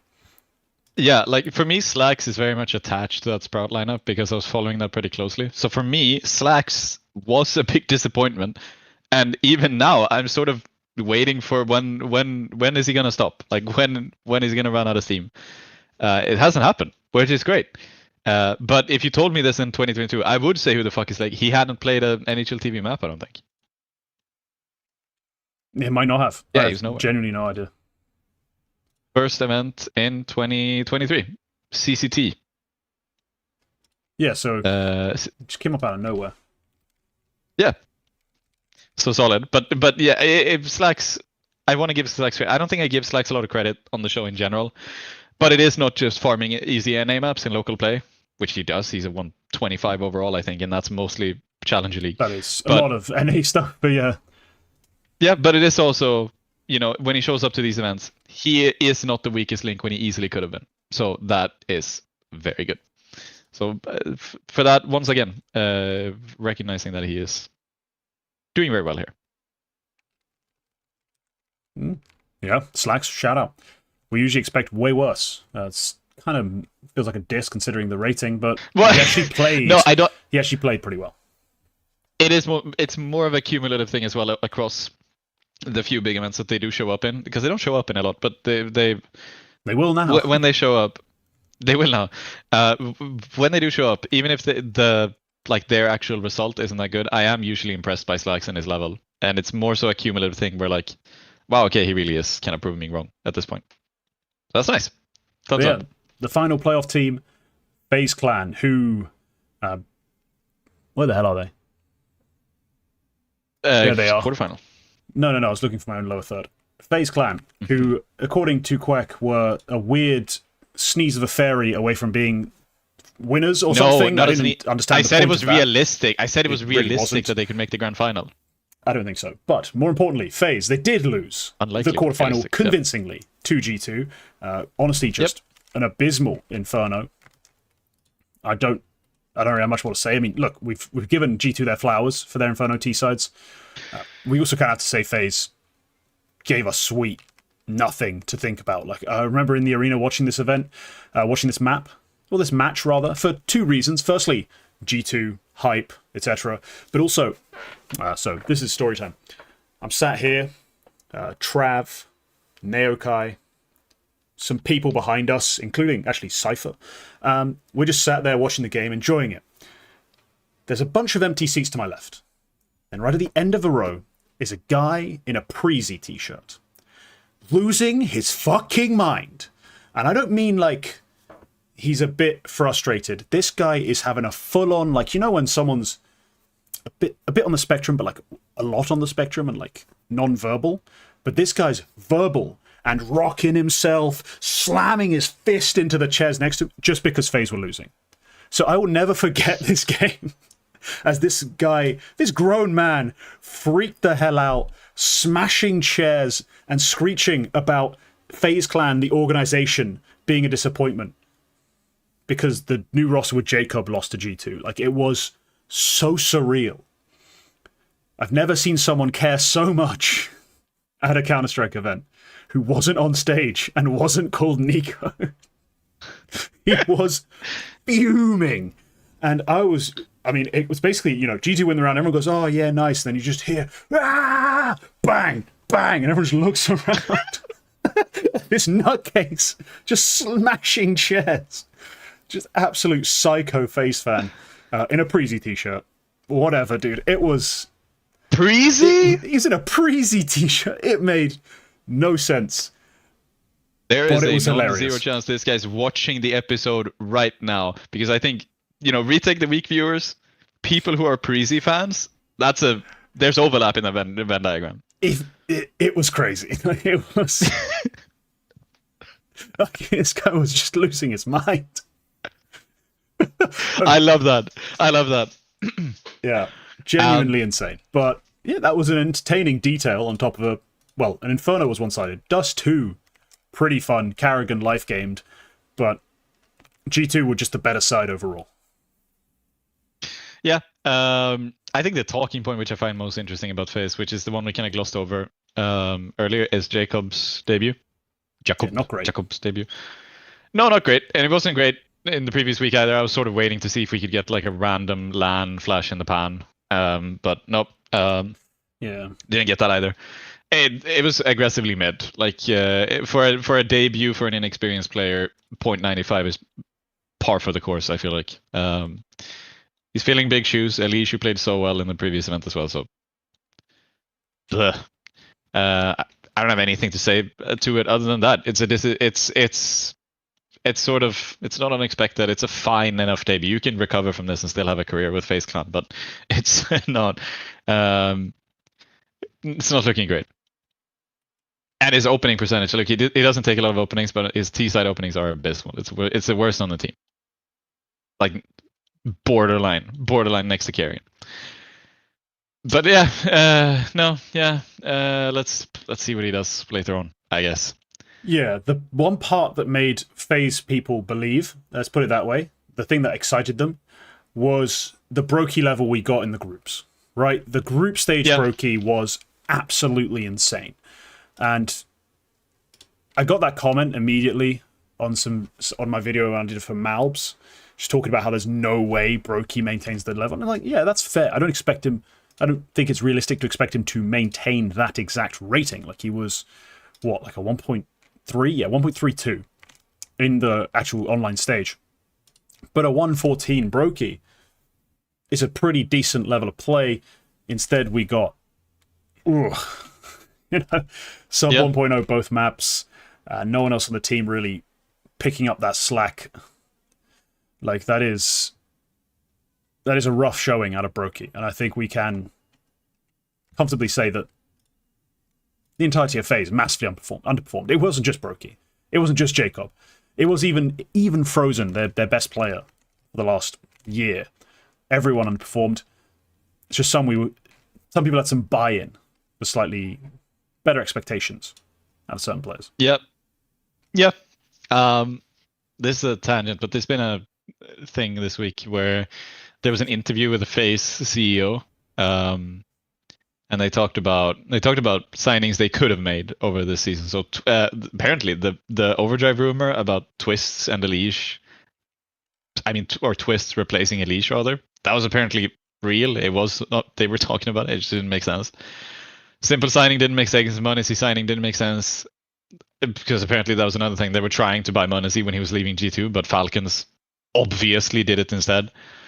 And then Kyosuke they also wanted to sign, but they just didn't have the money, naturally. So yeah, but something which, it tells you something when they've been trying to make these signings, and in the end you end up with bringing back Brokey and signing Jacob for Elish, where I do feel like what could possibly be the state of this FaZe roster at the moment if this is the changes you've been looking at and haven't been able to make? What have you promised Kerrigan?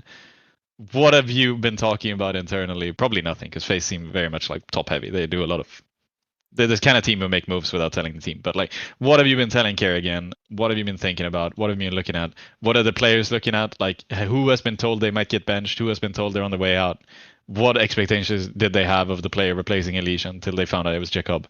All of these things doesn't feel very good to me, just in general, where I would expect to see... I would expect that stuff is quite bad internally at the moment. So the little I understand of what's going on in this FaZe Clan side in terms of roster stuff, it seems it's a Kerrigan-led decision-making process in terms of the players he likes the look of, what changes he would make. But the second part of making a roster move is being able to afford the roster move. And FaZe basically can't. So the moment he suggested some budget stuff, like, hey, Jacob, it got done. Now, there is a familial connection through his wife being involved with that org that Jacob played for, and that's why he's even aware of the guy. Because it does seem like a very out-of-left-field pull, right? When you look at this move on paper, this is a very strange, out-of-nowhere move. But I do think Kerrigan wants a better side. I don't think the org can afford it.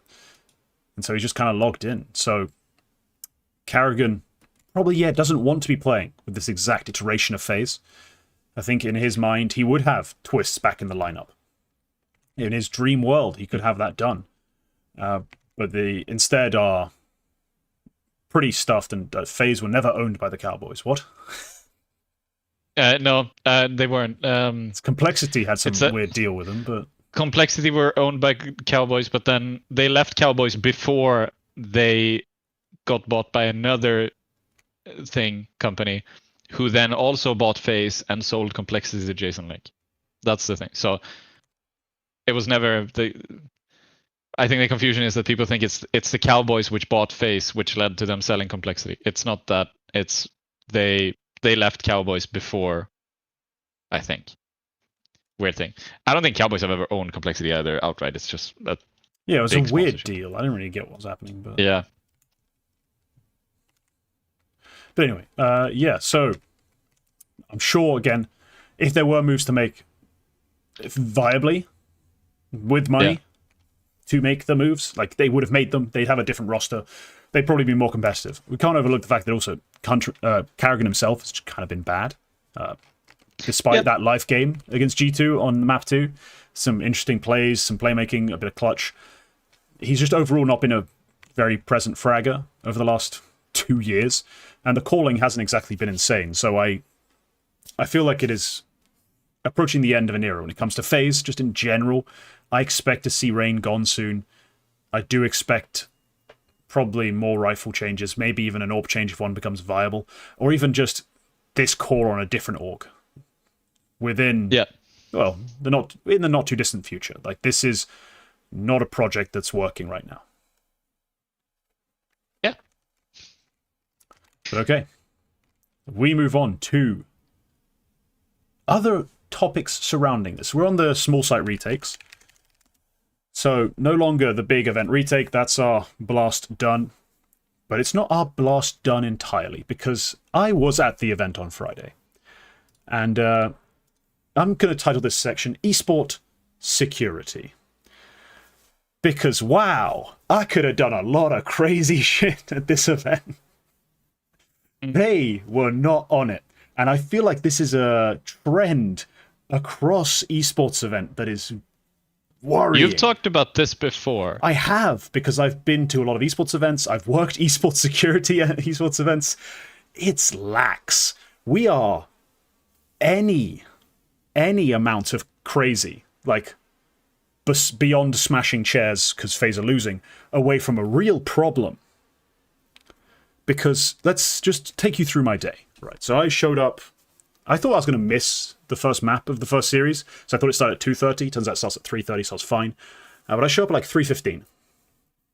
The first map hasn't started, but there's not really much of a queue outside. Everyone's who's coming to the event's basically there, or they're showing up later in the day, so it's whatever.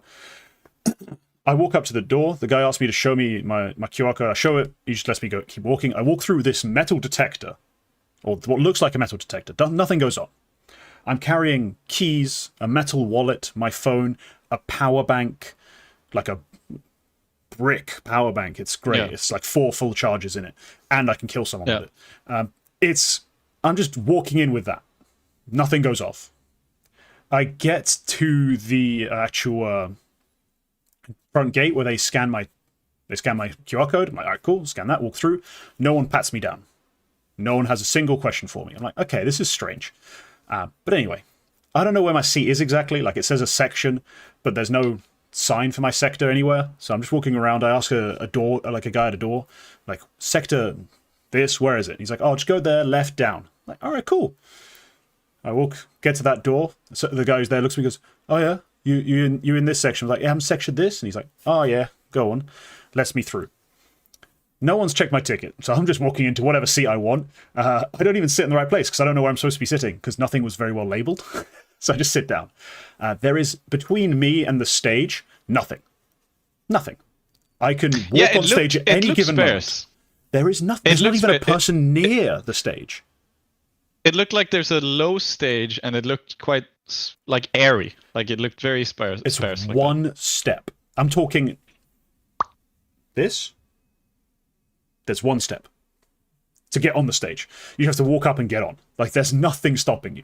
And not only that, there's also seemingly, besides the admin behind the teams, sitting on a stool, no one else really around the stage to stop me walking up behind the players. There's nothing there. Nothing at all. So I think that's always alarming. Like, we have better security at almost every other sports event, even if we don't need it. Like, sure, we need them at football because football fans are notoriously idiots.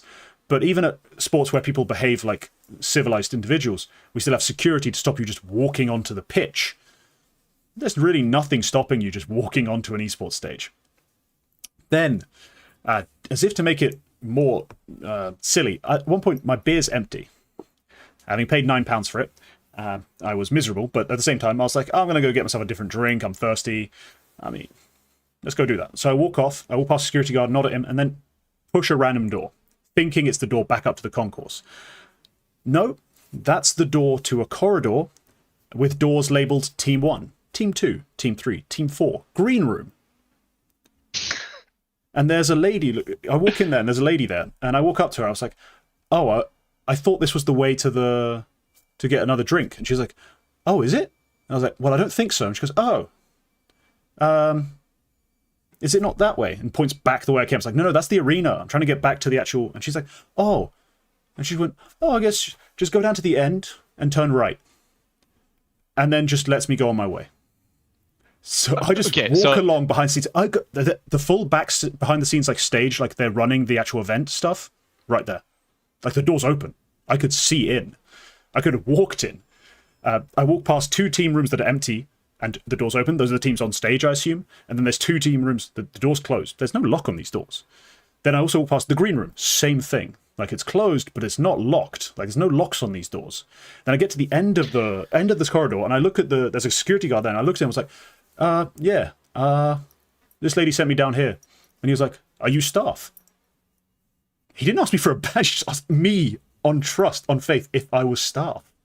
And I was like, honest? I was like, no, I'm just looking for another beer. And so he shows me the way out through the back room. So I'm just looking at all the setup, all the stage stuff, all the lighting. Banks is chatting to some member of production. Like, I'm just there with no ID card, nothing. I've just walked in. Like, I could have done whatever the hell I wanted for all this time. I could have gone and just sat in the green room.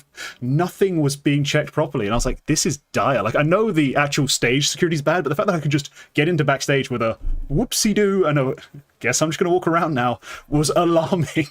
So yeah, that was a major red flag for me in terms of attending the event, that I could just wander off in a random direction and just end up with all the people running the show, all the players were just there. I could just walk out and just do it. If you had a camera around your neck, you could do that the entire weekend. Like nobody would even ask you anything.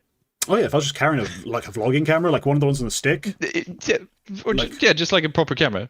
Yeah, Well, even camera, that. Yeah, even that. I'd hope that would set off the actual detectors, because I think you're supposed to have like a permission to bring a camera into an event. But yeah, the final like resounding like, oh my god, what are these people doing? Was between the games. I went outside, grabbed some food quickly. That's when I accidentally kind of ran into Trav, Neoka, and some other guys. And then when we came back in, Trav set off the detectors. I was like, those go off? And they're like, yeah. He's got liquids on him. So food and drink... It's a liquid detector?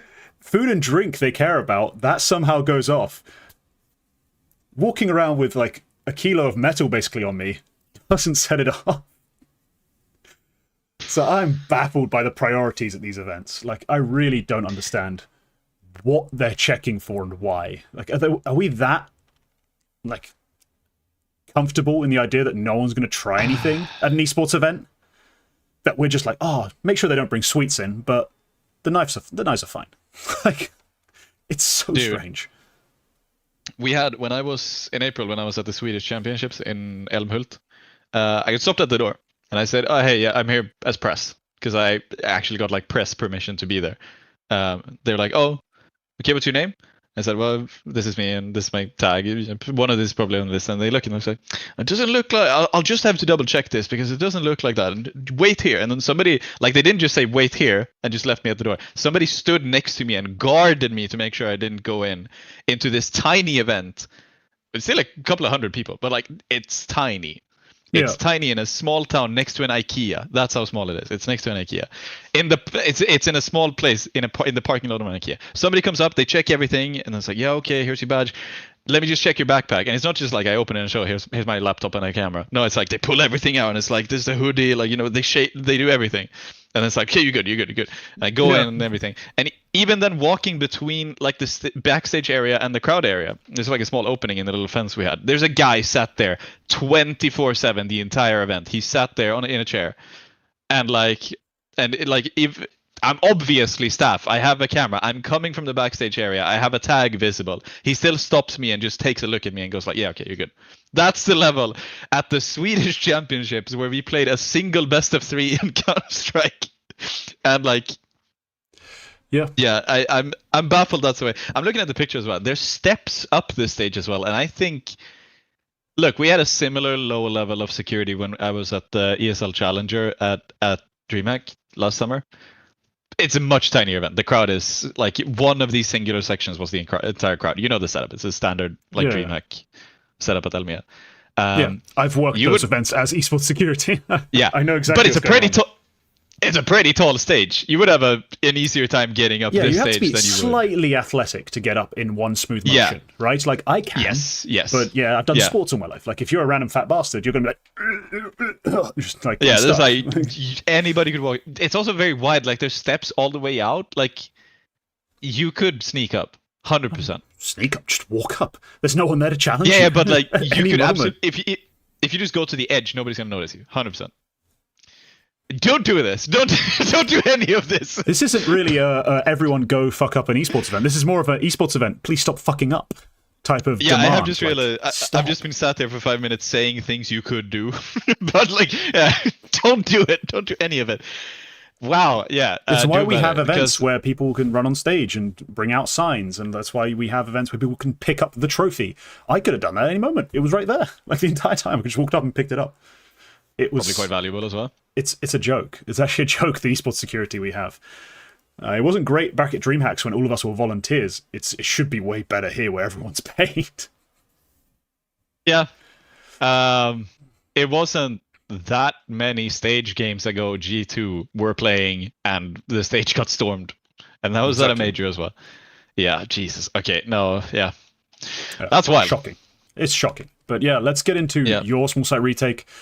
You've just also controversies. You've talked about controversies that people actually talked about, though,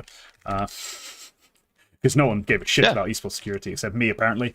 But yeah, let's start with the stupider of the controversies, and that's the Senza Cam boys. Yes, this is a very classic Retake the Week episode. It's way too long. We're talking about random controversies in Tier 2, and yeah, that's about it. Right. Senza, some of you Tier 2 watchers will recognize as a team which has had cheating accusations levied at them for the past couple of weeks. Yep. Yeah, it is a... that's what it is. It's the same old, look at clips, this is obviously radar hacks, blah, blah, blah. People post on Twitter. And you kind of notice it, but you don't really pay that much attention.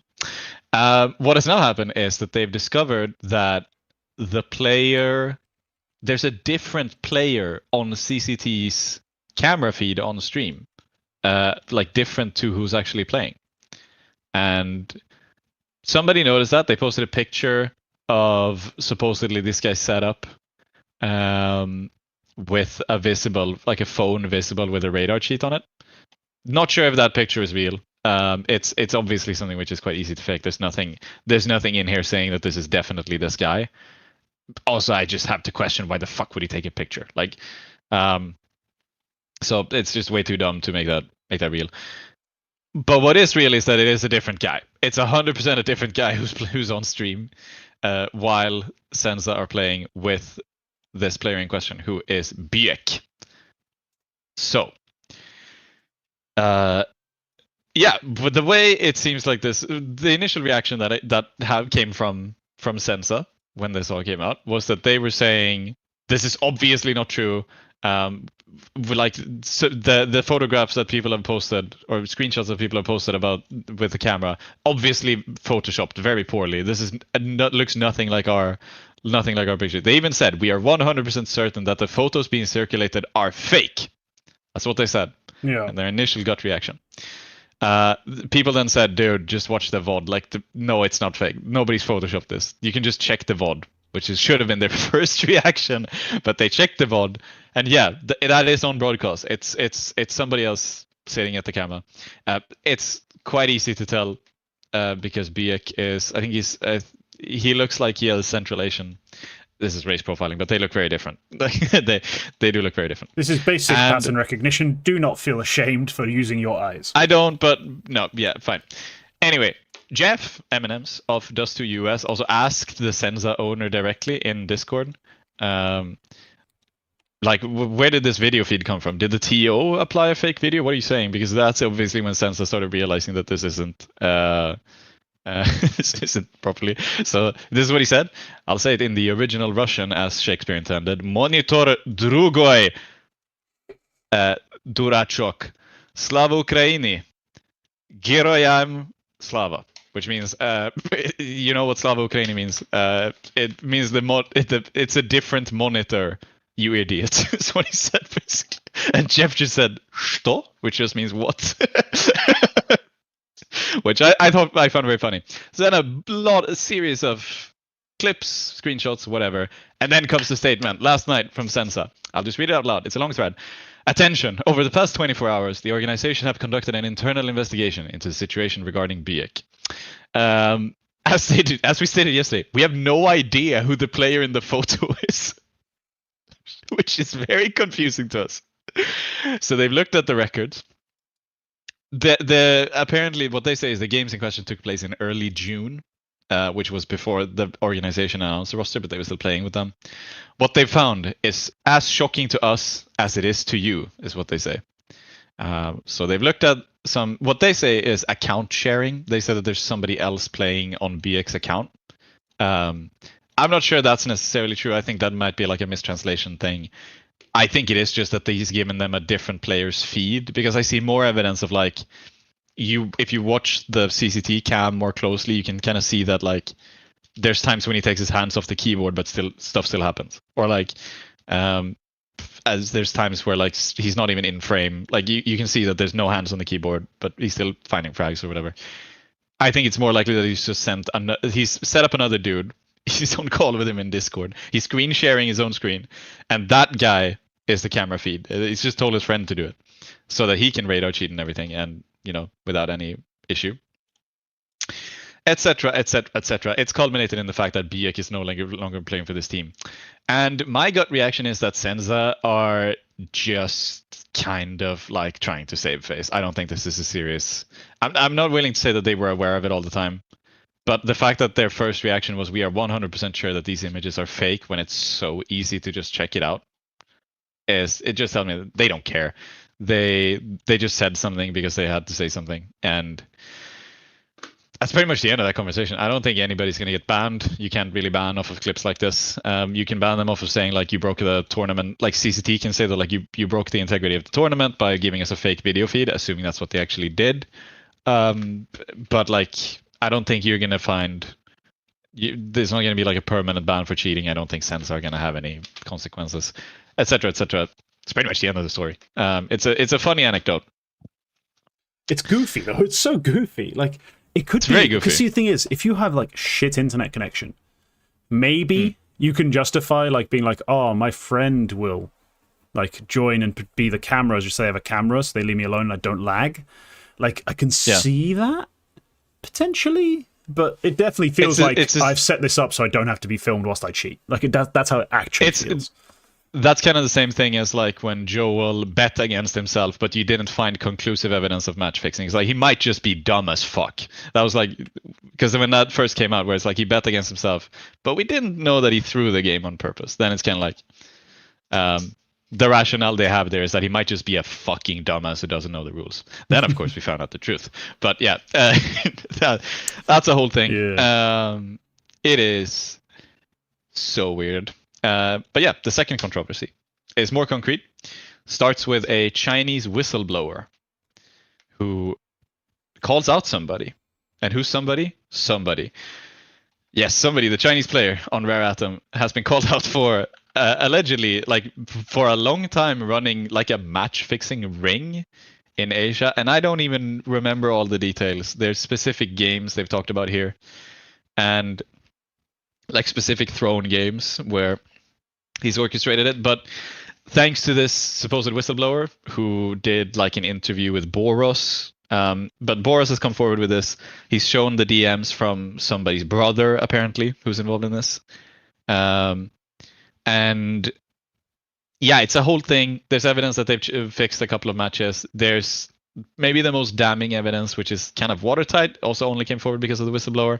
Kassad was asked to match fix by somebody directly. Like he posted the screenshots of the DMs. No, that's not Kassad being asked to match fix. That's a different player being asked to match fix, who's sent the screenshots to Kassad. Oh, yeah, read Kassad. Oh, okay. This was sorry. Yeah, okay. I read that wrong. I thought when he said this was sent to me recently by a pro player, I thought he meant that somebody sent that to him. Yeah, no. All right. Yeah, okay. So he's been okay. Yeah, fine. That makes sense. That makes more sense because if it was the other way around, then somebody would have been doing this for a gazillion years. But yeah, Rare Atom have said they didn't know anything about this. And yeah, Rare they intend to take legal action against somebody, which was the funny wording. But yeah, it's a whole thing again. And Boros came out with this. He also said he was asked to match fix. He didn't do it. At least from what he says. GG How were also very involved with this. It seems to me that GG How they took this very seriously, which is good. That like they knew this was happening, and when they were approached, they kind of took like the stance that like we're gonna protect our players, we're gonna help them not do this, and we're gonna be part of this. But it's significant because we know there's investigations of match fixing and etc. in the Asian scene. We already had a bunch of Mongolian players banned earlier in the year. We know there is there's wider implications. There's an ongoing separate investigation to that as well. And we also have heard for years that there is widespread match fixing in Asia. But I think this is the first time we've had public concrete evidence of like widespread match fixing in like the top Chinese scene, which is fascinating, to be honest, and very significant. So yeah, that's about it about the controversy. So yeah, the sort of line or the story I've always heard, or that's often been put out there by primarily Richard Lewis, is that there has always been this like sort of mafia-esque cabal trying to fix games in the Chinese scene for a long time, and they've been quite powerful and quite successful in those attempts. So every sort of big upset in Chinese CS, especially local play, has always been taken with has had to be taken with a bit of a pinch of salt. So you're like, are they good, or did the other team get an offer to throw? It's difficult. And there's obviously more rumor, conjecture about somebody using some sort of cheat in order to confirm victories, essentially, I assume, in order to fix an outcome. It's pretty damning. And we kind of have to say that, yeah, this is shocking, though not unforeseen. Yeah. Yeah, so part of it, like Soraka said in the chat as well, it's similar to... one of the things that came out was that one of the reasons why Jam Young briefly left for Valorant was because apparently he was pressured into match fixing, and when they, when he didn't do it, they basically kind of forced him out of it, which is grim. Like they kind of forced him to like, okay, then don't fucking play, like, which is wild. But yeah, no, it's it feels so weird, and the DMs that we got that Kassad were sent, they basically. It's somebody basically just going, yeah, congratulations on your first victory. There's no dates on this, unfortunately. We can't really figure out who it is. And then he basically said, I hope you can match the winning or losing of a certain match, and he will pay your fee. If you're interested, I can talk to you face to face with my friends. And then he said, I'm not interested. Like he said, do you mean match fixing? Yes, if you're interested, we can talk about it through Chinese software. But don't worry, I just asked my brother. Yeah, it's okay. I don't want to do that. And that's where it ends. It's very bluntly asking, do you want to match fix in Twitter DMs is really funny. But yeah, it's grim. It's very grim because it's somebody in particular as well. Because he's a veteran of the Chinese scene, very much so. He's been there for ages. He's played with all the classic teams. Like he was on Tyloo in 2015. He was one of the real warriors in that team. Moved on to Steel Helmet briefly, and then he was on Rare Atom, basically playing out the last of his career, I guess, because I don't think anything's happening after this. On Rare Atom for as recently as August this year, basically. So yeah, it's pretty grim. It's it's like I've seen a lot of people in the Asian scene and Australian scene as well, in the greater Asian and Oceanic scene, being like, this is so grim because it's like an icon. It's an icon of that Counter-Strike scene who has really fallen from grace, and that's sad, really sad.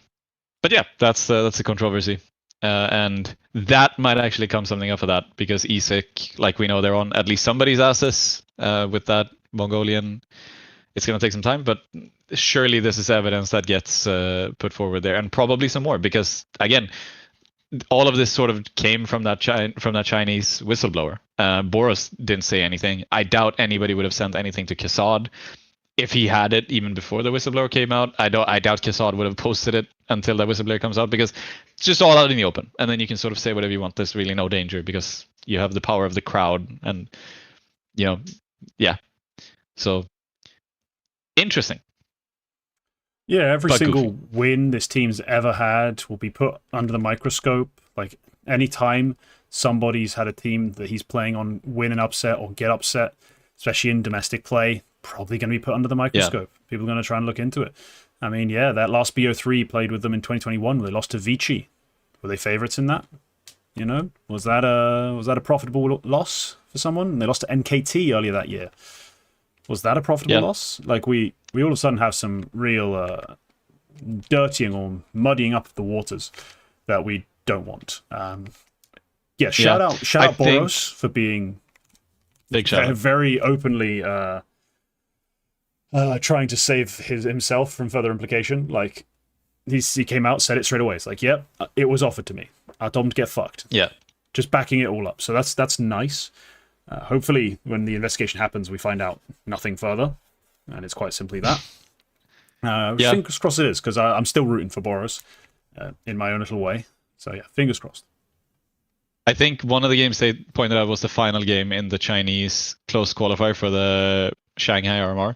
That was one of the games they pointed out where Tyloo lost. That was supposedly one that Rare Atom fixed by cheating, I think is what the whistleblower said.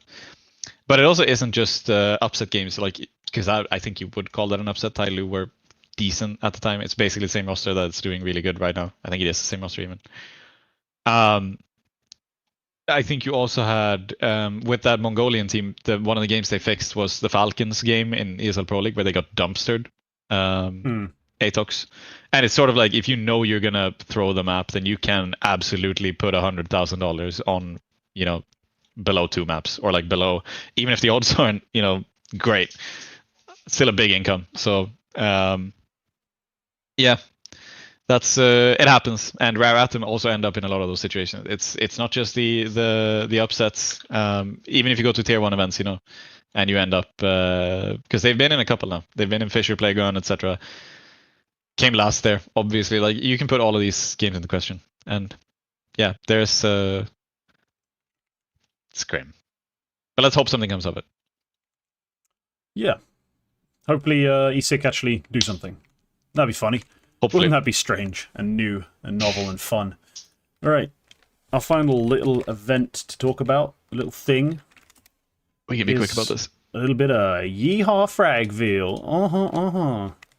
The Americas had another event, and this time it was won by a North American team, a Fragadelphia, where everyone from Europe showed up. Well, not everyone, but a couple European teams showed up, some Brazilian teams showed up, and still North Americans came out on top. Fantastic. What a strange turnout. I entirely expected NRP to win this, and until they played the grand final, it looked pretty much destined for that. Like 2-0, 2-0, 2-0. Grand final versus NRG after you haven't given up double digits the entire time you've been here. Should have been pretty much locked up. But hey, NRG led by a 1.43 rated Nitro. Make the upset happen in 4 maps of the best of 5. NIP have to settle for second place. And a crazy win for NRG that probably launches them up the rankings, right? Yeah, they made it pretty well there. They've gone up to in the Budapest prediction. They go up to second, which means they get a stage 3 invite as things stand. There's implications to that. I think M80 and Pain still have some decent events to play out, and basically everybody who's below them is also playing in that the other frag event, which happens right before the cutoff. So still a chance to get dethroned. They're only 1 point ahead of Pain on that projection. So see what happens there.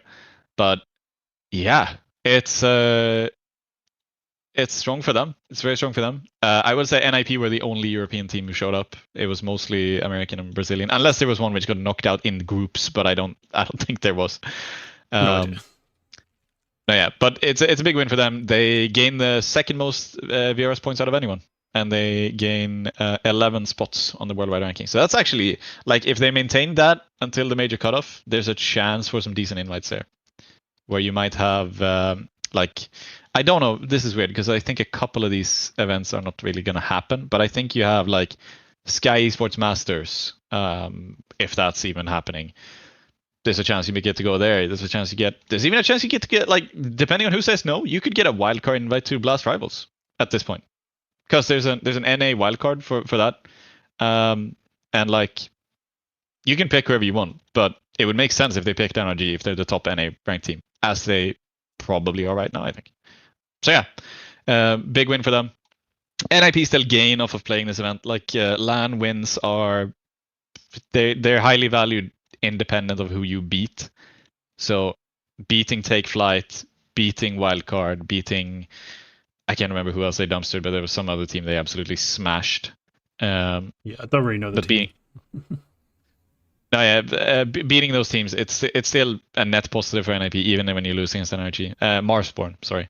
Yeah, it's still a win for them. They end up gaining 3 spots, which is quite crucial for them. For, like, that sort of puts them in the range where, like, tier 1 events might also be on the cards, because they've been just on the cusp of that for so long. But they're also pretty solidly inside the major now. They already had good chances, but at this point the projection is saying they are sort of in the middle of the stage 1 range. So still, like, that could happen. The frag block, which is coming up, is going to be the really important one, because basically everybody's going. I think all the Brazilian teams are going. 9Z as well. Bestia, who are kind of just on the cusp. You're going to have Passion UA is also going to be there. Complexity, but Passion UA. all of those teams, Wildcard are making a push. Legacy, I think, might be there, honestly, if I remember correctly. Imperial are there. And you even have teams like Ecstatic are going to be there. You have teams, I think Gentlemates are going. I'm pretty sure Ents are going. Bait, I think I saw on that list as well. Maybe even OG. You have a lot of teams who are going, and that's going to be one of the really important ones. But NRG showing that they can play this well in a best of 5 against NIP. With Smooya, we should note that I think they had Smooya as a stand-in. Because Wrinkle couldn't get a visa on time. Still showing that you could do that is solid for NRG, who sort of just keep going upwards. And yeah, they're doing it with Sonic as well, just after making a roster change. Nice for them. So yeah, NA might be back. Just a little bit. NRG with the new addition of Sonic, of course, helping them out. As always, can't just be North Americans. Got to have someone else in there to mix things up. But he's been there so long. He's basically the red, white, and blue, stars and stripes, full shebang at this point. Surely, he kind of counts. But no, interesting. We'll see what happens with the rest of the rankings. But yeah, it's not over. As big as of an impact, this is big of a change. This is. It doesn't determine everything. We're not finished yet with this final run of lands that determine invites for the major, so still a lot to play for. Up next, we have the latest, most fan favorite and fantastic recurring event. Thank you, Motorbike, for being as obnoxious as always.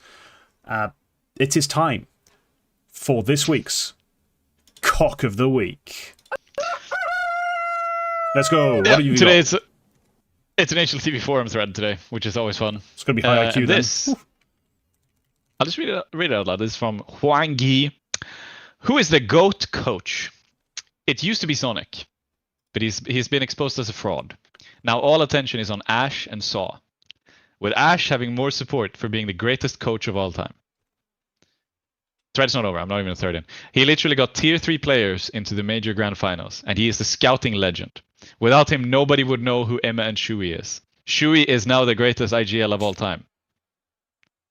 And Emma is a major champion. So the GOAT coach list goes: 1, Ash. 2, Saw. 3, Blade. 4, Sonic. 5, 5, Taz. Here's the problem. Did I miss any GOAT coaches? And that's the problem. This is, you see, it could almost be serious. Until you get to Shuhei is now the greatest IGL of all time, and then it's quite obviously terrible bait. Just terrible bait. Yeah. Taz 5, this is just more bait. So no, this isn't our biggest cock, let's put it that way. This is clear HLT forum bait, because these people are these people. Let's put it that way. It's a shower, not a grower, yeah. These are the ramblings of someone who had smashed the shit out of a chair at a Blast Open London quarter-final matchup when FaZe start losing, you know? This is the ravings of a lunatic trying to be relevant and build some sort of rep in a community that's only ever cared about, honestly, bad trolling. Like, this is... The real indictment, the real cock here is ever bothering to make this thread. So... yeah, I don't know. There's no point in addressing any of the points, because they're clearly nonsense, and intentionally nonsense, unless genuine mental illness, in which case I feel bad. So I don't have much to say.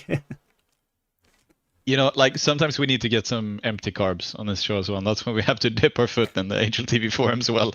It's like, you need to treat yourself sometimes. And, yeah. The most obvious, retardation, Yeah.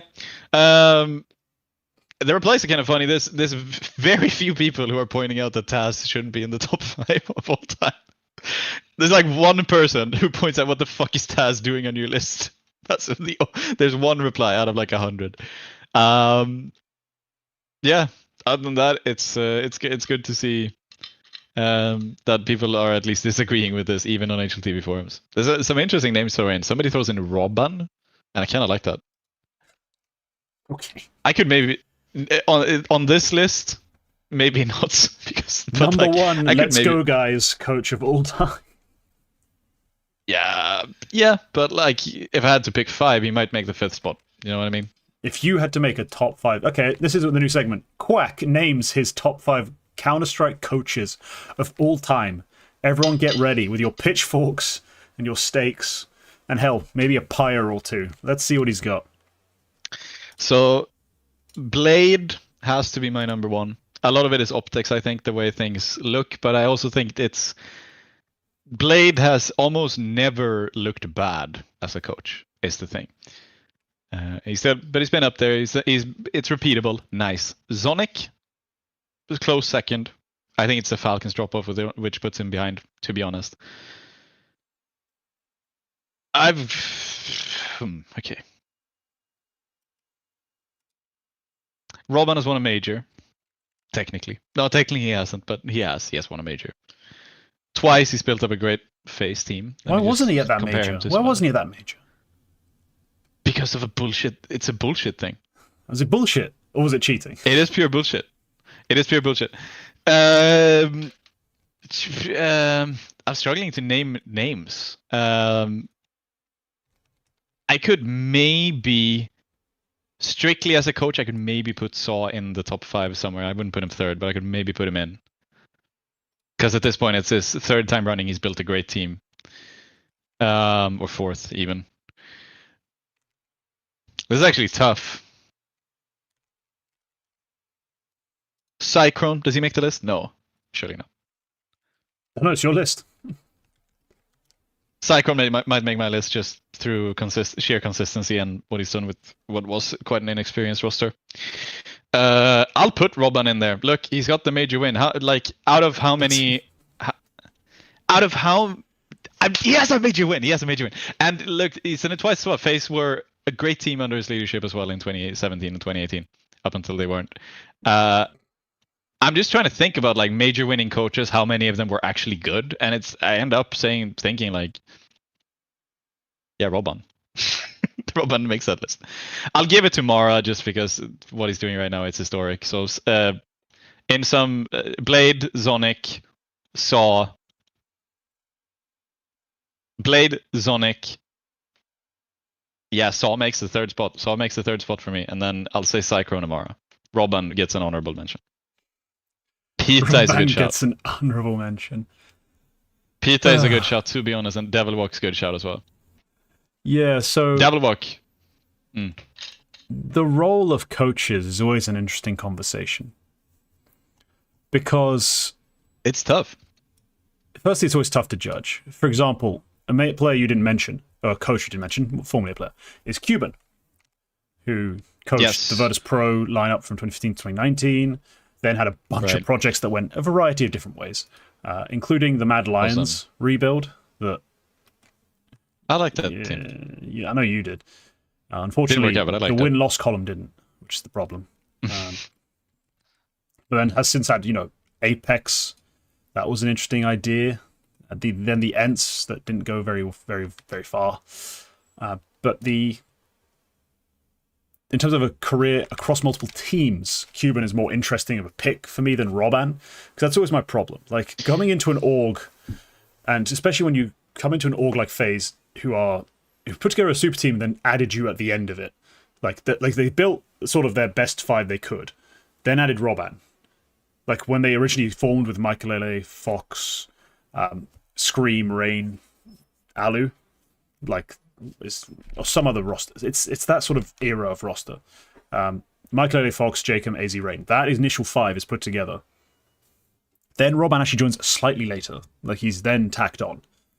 He's not actually there initially. It's not like he's signed by the org and they're like, build us a team, and he builds the team. Like they took G2's roster and then added Robin afterwards. And then over the course of a while, it got cycled through, and eventually Karrigan shows up, and that's where things start being good, right? That's when things change, and we often give Karrigan 99.9% of the credit for things that go well in Karrigan teams, for obvious reason. So that's why it's always difficult to understand who's done what. Like, who's scouted players, Yes. who's built teams, who's built systems and playbooks. And we always give, like, Blade credit for playbooks, and we give Ashot credit for a combination of playbook and scouting, and Saw building teams. Yeah. But a lot of coaches back in the day, I mean, we remember some of the nightmares, like, just recycling projects we had, where top teams were just like, oh, we'll just sign this guy, and we'll see what happens. And, like, not every coach could be really said to have done, like, a fantastic job changing the way a team was built, or changing the way a team was playing. Like, a great guy who you didn't mention, that I'm surprised also Jay didn't mention, DJL is a coach who had notable actual Counter-Strike impact when he came into a roster. You know, he changed the way the teams he joined played initially.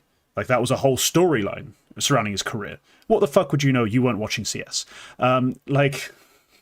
What you mean as a player? No, as a coach. I don't think he barely coached anything until he joined NIP. Pretty sure on this, because he was playing. He was playing with like Copenhagen Flames, yeah, and then eventually joins NIP. Okay, you maybe were watching, but he got that credit initially when he joins NIP, that they actually started playing better CS. They still lost everything. Let's be clear, they had a shit roster. But when we talk about coaches, what they actually do, this is the entire point of my point. I'm not trying to say DGL should be the coach. No, okay, I'm saying that yep. the measurable part of what a coach does is difficult, and we have certain examples also, where something happens and the actual gameplay changes, but with a guy like Robban, fuck me, like, he gets credit for being there.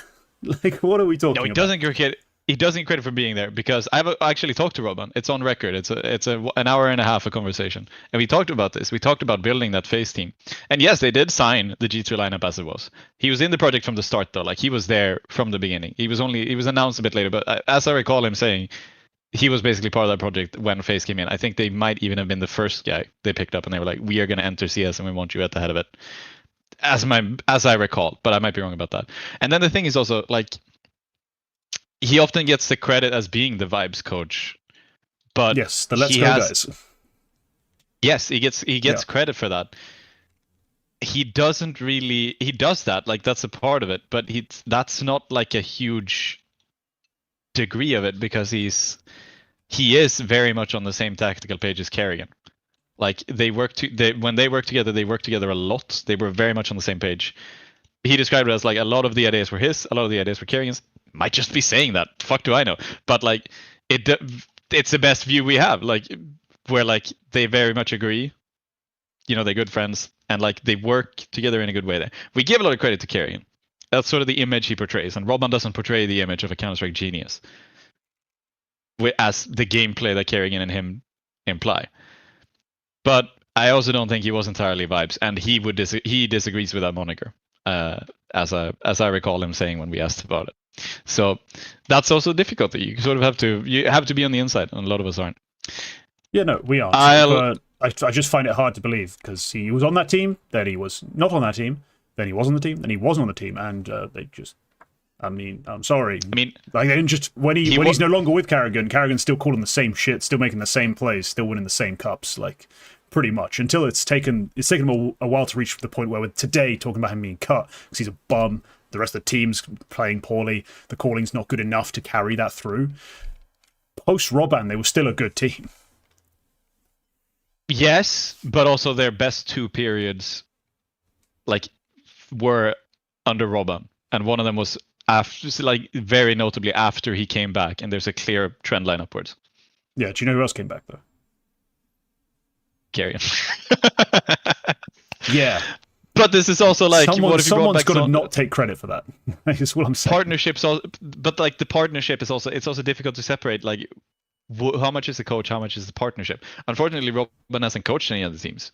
If he had gone on to coach another team, we might have more context. Specifically, like, more teams, more context. Cuban, you know, as much as the projects may not have always worked brilliantly, has a bunch more things we can compare to, we can talk about. Like, you know, there's a lot of story. And that's why other coaches, like guys who necessarily have changed orgs, but who have rebuilt time and time again, get that credit as well, above a guy like Robban, who just kind of was there. Like, I thought it was an interesting shot. I think it's a very strong team. Top 10, I'd put him. Top 5, it's an honorable mention. Okay, I'm not going to cry about it. But yeah, well, HLTV Rage Bait, not really, because we made an entire separate topic out of it, because we're trying to fill a fucking show here. Like, it was a nothing thread. We ignored it after 30 seconds. Like, let's be clear. We had zero interest in the clear Rage Bait. Yeah. It's a discussion to have. You could ask, like, how much is Hallie doing? Where's Hallie on this list? Pure achievement wise, Hallie could be pure achievement wise. Hallie could be top 10, even close top 5. Yeah, close to the top 5. Why couldn't he be top 5? Really, like he's not got that many trophies, but considering what he started as Spirit Academy's coach, building that playbook in combination with building Spirit up, and then joining Spirit and taking them all the way to the top, like, yeah, Hallie's got one hell of a case to make, even if it is limited in terms of number of teams. It's one of the most measurable forms of impact is his rise from academy coach to coach and the development of the style that Spirit have played surrounding him. Yeah. Yeah, there's a lot you can give her. But okay, let's get into the Retake Games. The actual newest segment, but that doesn't have a nice intro, so we don't hype it up as much. Do-do-do-do-do-do. There you go. That's nice little music. The Retake Games, Quack. Do-do-do-do-do. You have something prepared for me. I do. I'm not sure what it is. It's a hot or cold. We're going to play that again. So you have, to explain the rules once again, for people who have not been following along, you have 15 guesses to guess which player or team I'm thinking about. And as you know by now, if you've been watching the show, I will only respond to your guesses with a number from 0 to 100, where 100 is the correct guess, 0 is as far away, sort of contextually, from this player or team as possible. So we played this before. I think it's a fun game. You can play along in the chat, drop your names. I won't answer to them, but like it's fun to see what you think. So yeah, so this could be, like we've explained before, this could be anything. You can ask about literally anything. You can ask about an event. You can ask about a team. You can ask about beard, and I will answer that question. So yeah, go ahead. I have prepared who I'm picking. So go right ahead. Okay. Scandinavia. It's like a 26. So probably not a Scandinavian. That's the one. I'll say I'll note this down.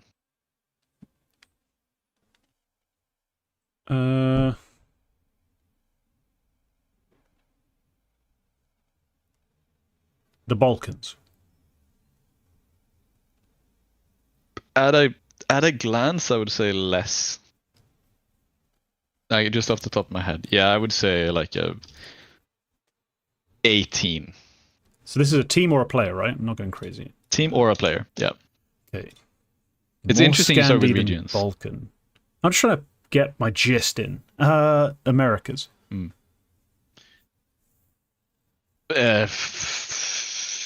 Probably 4. 4. Okay. Yeah, on a hunch.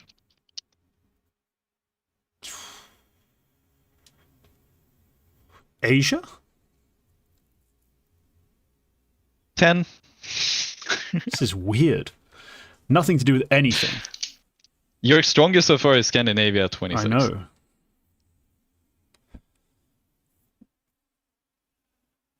Everything else of relevance is going to be the Baltics, Poland, Germany, France. Unless he's picked MOUZ, but then... Asia is probably a 20. I'll redact that to a 20. It's weaker than Scandinavia, but it's about a 20.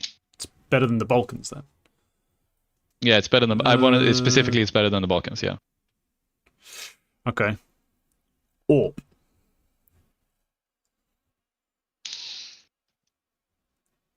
Five. It's not an AWPer. Not an AWPer. IGL. 85. Okay, got an IGL. Probably not Scandinavian, but close to Scandinavian. Tabson.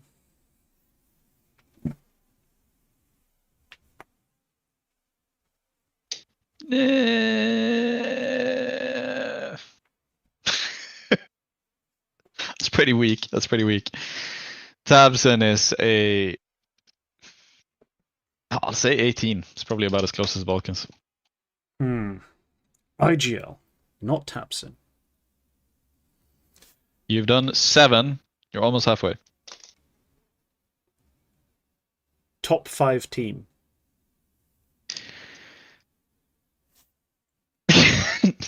12. Damn, this guy's shit. Not Scandi, not Balkan. IGL, pretty shite. Like, it's very little to do with top 5 teams, let alone being in them. Honestly, now that I'm looking at it, I could raise Asia to 30. I'm gonna redact that because I did forget something. Okay. So I'll raise that to 30. Slightly stronger than Scandinavia. I think Kriaz would have a higher than 26 Scandinavia for obvious reasons. So I don't think it's Kriaz, unless I'm getting absolutely molested by some absurd interpretation of what I've said. Sweden is definitely Scandinavia, I will note. I know exactly what Scandinavia is. It's Denmark, Norway, and Sweden. Suck it, Finland. You're not Scandinavia. I don't know why they sometimes claim that. Anyway. Trying to think now, like tier 2, tier 3 IGLs. Trying to think about some who've gone across the pond. Emmy would be stronger on the Balkans front. I think he across the continent. But yeah, Emmy's done that trip, so he'd be stronger. I don't know my tier 2, tier 3 IGLs that well. Off the top, you know, off the cuff. They would do that, Tesher. Denmark is Scandinavia, Finland is not. It's Nordic, but it's not Scandinavian. This is like Great Britain, United Kingdom, that kind of difference. The real debate, is Estonia Nordic? That is actually, yeah, that's a debate. Yeah, I know my geopolitics. Anyway. I know my Poland balls. Oh, Anarchez. Wait, no, he ops a bunch. It's a terrible guess. Anyway, do you want to go for it? I said it. Maybe to my knowledge, that's going to be a pretty low. Yeah, that's going to be a 8. Don't know why I got so into the idea of it potentially being Israeli. I don't know why. I'm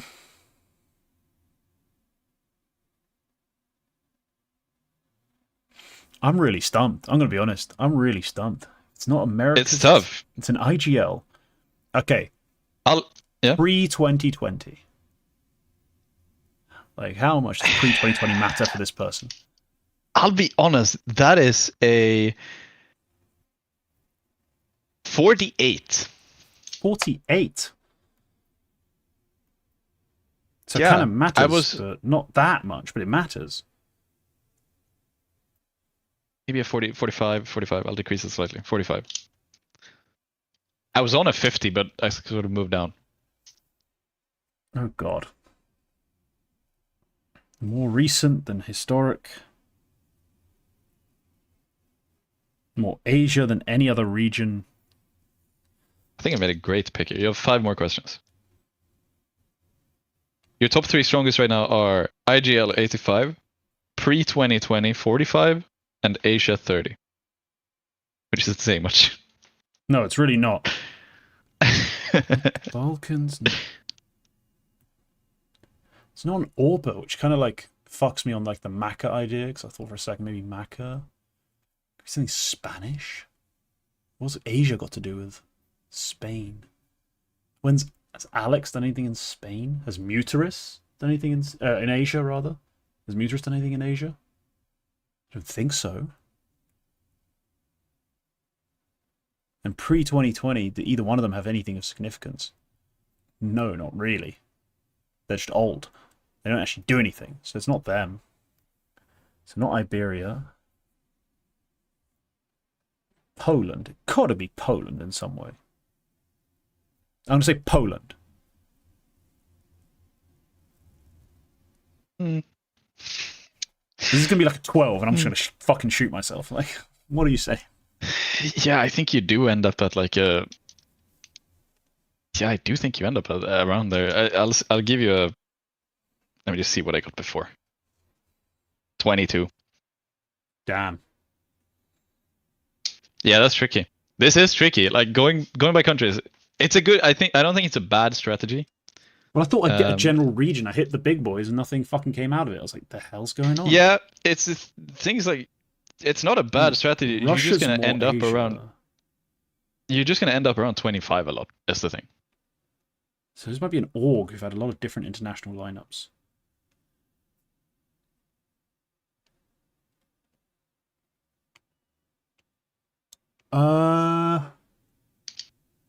Last time I gave you a hint before you asked the 15th question, I have a great hint for this one, but I think it's perfectly balanced.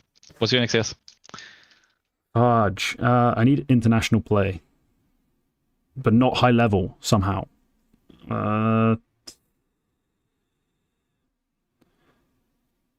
Who's had a bunch of international rosters that have done shit? I don't know. Eklot.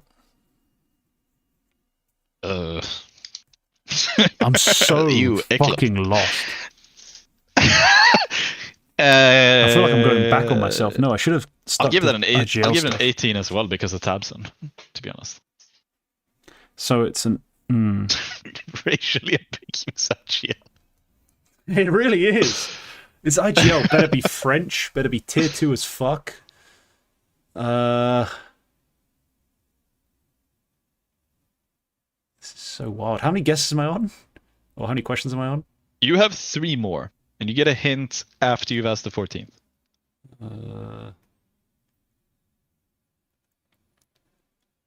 Oh, have they gone abroad? I don't know. Ukraine?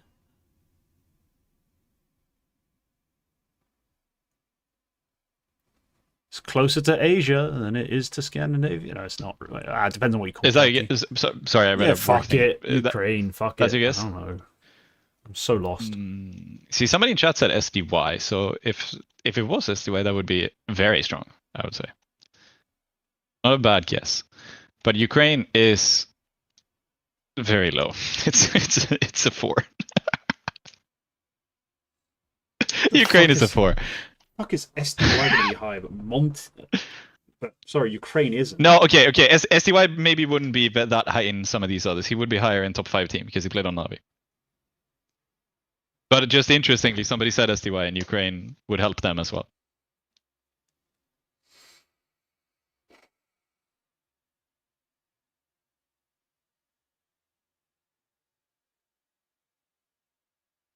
No, that makes no sense. It can't be snapping.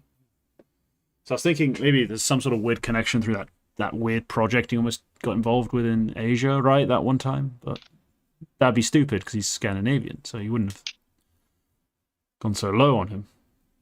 Fuck, I'm going to need that hint so bad. This is cooked. You have another question. I know. I just don't know what to take to make most use of it.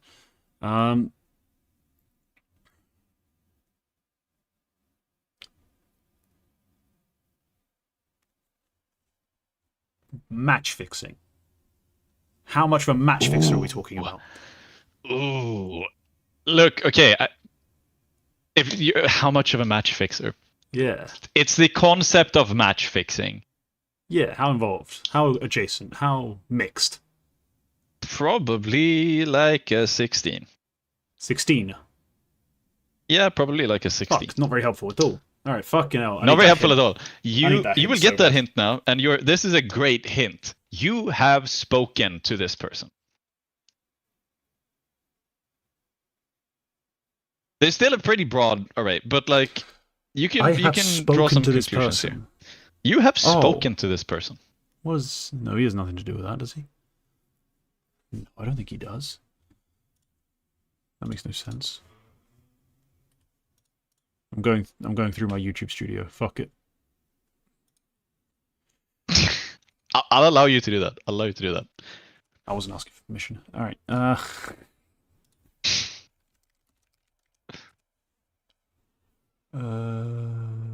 No, they're Scandinavian. They're Scandinavian. I think I've done really well, but yeah. No.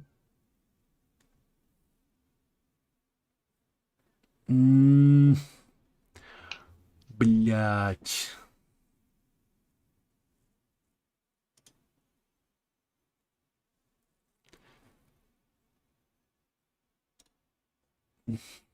I don't see how it can't be Munster. But I've spoken to a lot of people, and we're talking potentially a pro here. A pro player should be a former IGL person. Or an IGL rather now. I've spoken to IGLs wise. I've had a brief chat with Snappy. I'm thinking in person as well. Somebody I know you've spoken to. All there is to say.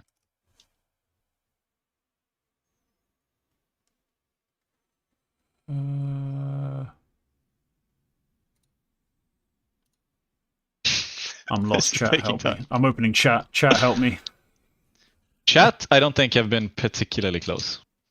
The French Alex, no. Din, no. America's was low as hell. Serendipity from SNC, no, it's definitely not them. I've spoken to this person. People I've spoken to who are involved in pro play. I mean, I've had a DM or two with Boros. I've spoken to Snappy. I've spoken to Kenny S when I asked for a fucking picture, I guess. I had a brief exchange with Cypher.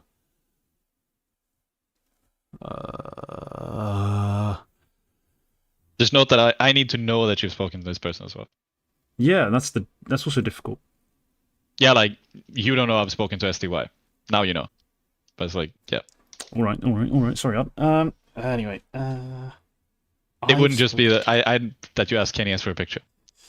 Yeah, I guess. Giving away too much.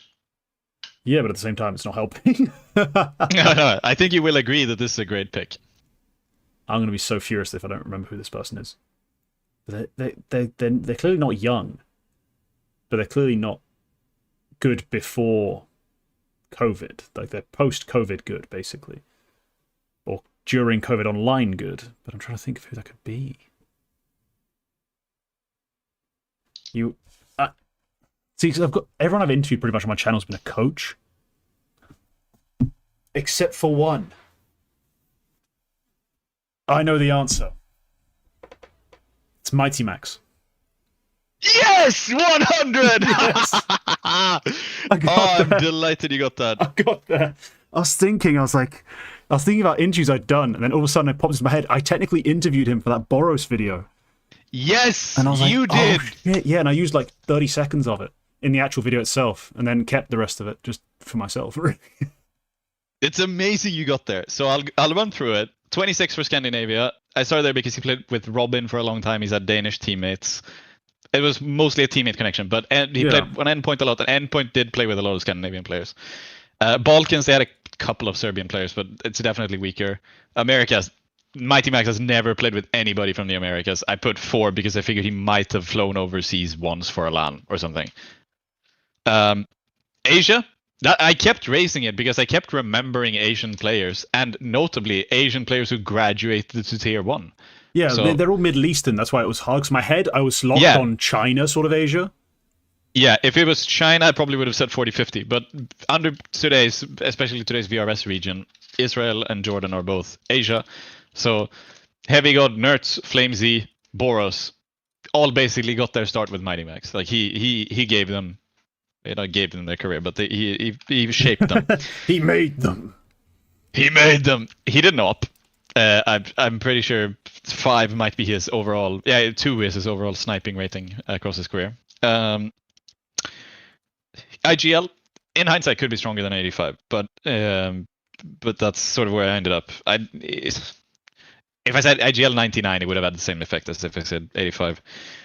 Tabson is an 18. I think they've played each other a lot because they would have played each other quite a bit online.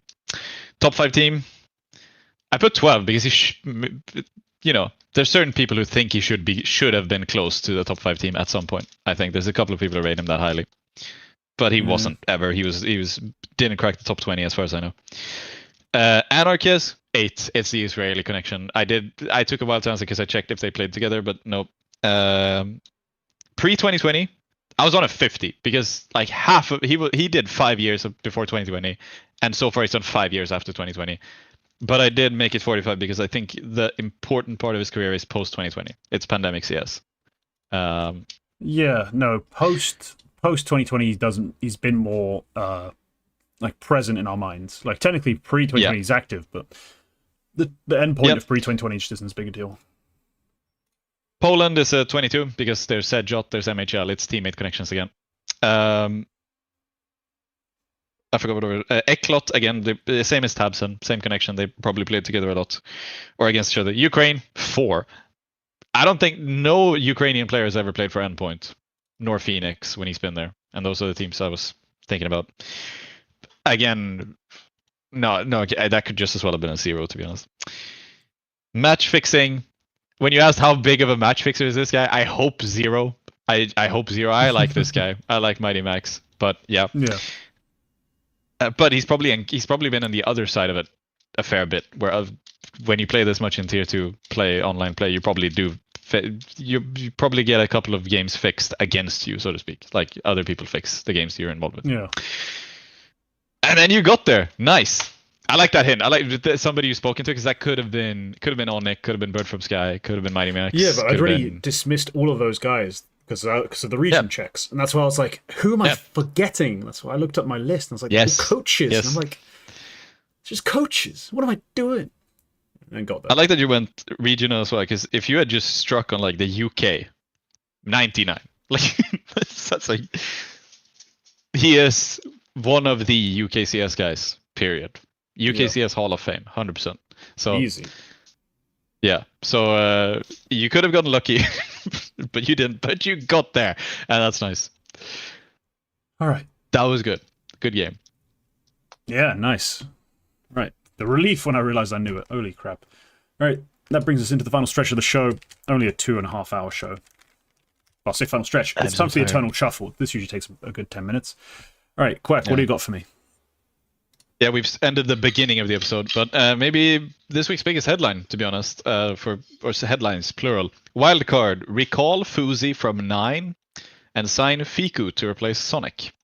So weird. I'm fucking furious about this, because I think this is so fucking weird. And I know some things that I should not say.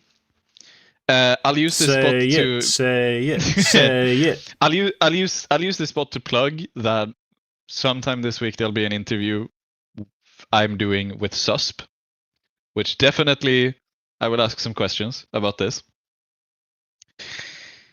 The story seems to be that why they've recalled him from 9 is that Sonic left / wanted to leave / got benched / whatever.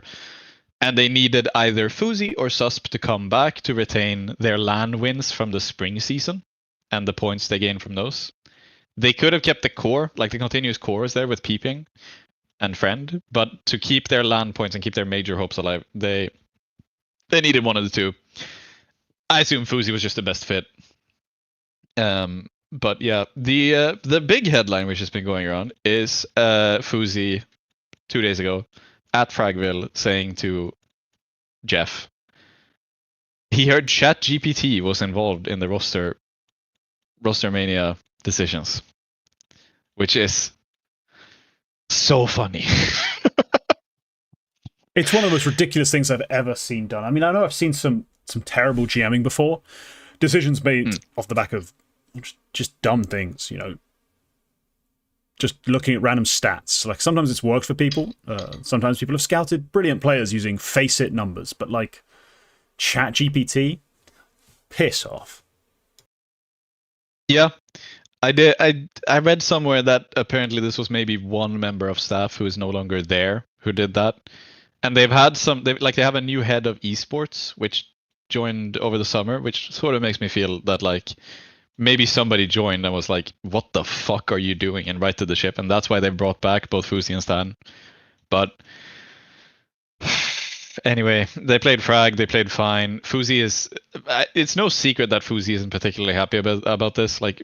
He's been very, in all of his messaging, he's been like, I'll do my best. Like when he spoke to Jeff, it's like, I liked it in 9. They liked me. I wanted to stay there. But now I'm back. It's a whole thing. The Fuzi move alone. Grade that first.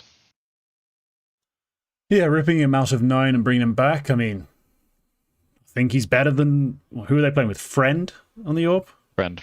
I think he's better than Friend. So, A, I guess. Because I don't think you made an upgrade, but you get an F just for everything else you've been doing. So, fuck you, Wildcard. Yeah. And signing Fiku. This is the one I feel like, since it's kind of a two-parter. Signing Fiku for Sonic. What is that?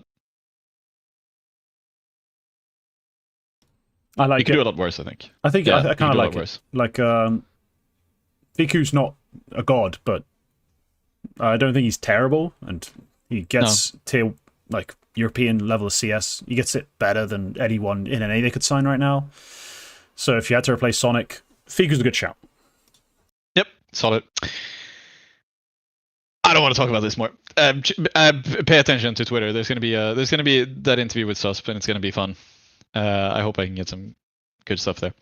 NRG, somewhat related. They've signed Sonic and they've replaced Carson Nosrak, who he felt weird to sign to begin with, but there were rumors that they wanted to sign Sonic like as early as after or during the major, like in the spring season. That's when they wanted to sign Sonic. And Sonic was like, "Oh, I think I'm out of wildcard. I want to sign there." But then he had to stay for the VRS. So, Carson felt like a weak signing to me in the first place. So I think he was kind of there under the pretense that if we can get Sonic, you're gone. So, yeah. Yeah, for them, Sonic is a pretty good player. Like an upgrade, basically. Just because Carson's Carson. Like, I do genuinely think they've gotten better NRG by making that move. It's just a bit weird for Sonic, considering, you know, what Wildcard were trying to achieve in the past. It must be just weird for him to now be in this team, but hey, they won Fragville. Yep. Good job. This is one you like. Virtus Pro have promoted Turo from their academy to replace Electronic. I don't really like it. I'm gonna be honest. He's not ready. This is rushed. This is and the asterisk that Perfecto's taking over IGL as well. Yeah, I don't like a lot of this stuff. Like, sure, it's nice to have cut Electronic and get out from under that guy. As far as the calling, maybe they can change the playstyle up. But I really think this is just a panic move that doesn't really make sense to me. Yep. They have a couple of little things. They don't have any of these small lands to play. I don't think they've signed up for Frag. I think they would have had too many VC issues to go to Frag block. I don't think they're playing Landa LAN or anything like that either. They're playing Fisher Playground, and I don't think the points they get from EPL's first stage are going to count. So that's their trial by fire, which is grim because they're the second worst ranked team there.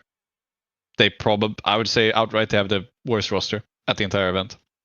Because it's very tight. It's basically every team from spot 3 to 20 who are here in Fisher Playground. They could go 0-3. Like, this is so VP might be out of the major. And it's not because of this change, but it's just context for where they are at the moment. Yeah. Okay. That's about it, to be honest. Yeah, not a big fan. There's a rumor from CS2 News sources that MIBR, they did say, according to our original sources, I don't think they've ever done a roster leak before, but just for the sake of discussion, supposedly MIBR are picking up Kickert. They're copying their big brother, and they're copying their big brother, and they also want to sign a CIS player to complement their to translate for their CIS offer. CS2 News didn't say for who, but in principle, is there nobody on MIBR you think could be upgraded by Kickert? No, and they've had terrible results, and Nyx has played awfully, but still, no. F. Right. What kind of crackhead idea is that? Major champion? He's a major champion? So's Flusher. Go sign Flusher. Please do. No, yeah, okay. He's gone. That's whatever. BetClick, Dija's brief contract. He was there on a very short-term contract. That's ended. He's gone from BetClick, which means they now have only Demho, Prism, and Hypex remain. Yeah, they need players. Need 5 to play the game, so yeah. Hopefully they can find players. They have played with Adrian and Wiz Hee Hee. Wiz Hee Hee. Yeah, I don't know about that. Wiz Hee Hee. I don't know who these people are. Never mind. No, thank you. Bogdan Work Your Magic or El Bozo. Skin Rave have picked up the Blue Jays roster, who are fine inside the major range at the moment, which is scary. And they've also picked up Walco. I don't think they had him before. So the roster that we're talking about now, in case you have forgotten, is Junior, Cryptic, Walco, Glacia, and Laxi. And they also picked up Axed as a coach. Yeah, no. Nice of them to get this org. Laxi's a pretty talented kid, or kid guy. Very sharp. So no, I mean hopefully it works out, but it's a bit whatever. It's NA tier 2. We'll see. Yep, we'll see. Might see him at the major though. Young Ninjas have picked up Slime, and he's rifling. You said the other day. Yeah, it's weird. I don't like it. I like the idea of Slime joining the team. I was like, yay, I'm a Slimer. Go Slime. And then he's rifling. I'm like, I'm miserable. Why is this happening to me? So, roller coaster of emotions, really. But, hey, they still have some talent. Rude's not terrible. I mean, I don't like him as much, but he's not terrible on the orb. So we'll see what Slime can do. I'll still be watching for him and Maha, see how they develop. But, yeah, mixed feelings about this one. Yep. These two kind of came in right now. Prime, the Danish player, has retired to focus on university studies. I know you kind of watched that tricked lineup that he was on a little bit, and I can never remember which one of those players you liked. Yeah, so I did watch the trick with Prime, Iceberg, some other fellas who were kind of forgettable in the Danish scene, realistically. And Prime I liked briefly because they, as a player, they had, as a team as well, they were pretty good on Nuke. Like, they kind of had a go-to pick on Nuke, and Prime was their outer player. And he had some really good moments with them. And that was kind of made me a fan. I enjoyed watching them play. I enjoyed watching him play with this team, on that map. So yeah, I briefly had a little interest in Prime, but didn't last very long. As a team, they quickly fell off and made poor changes. They just never were punching up quite the amount they needed to be. Yep.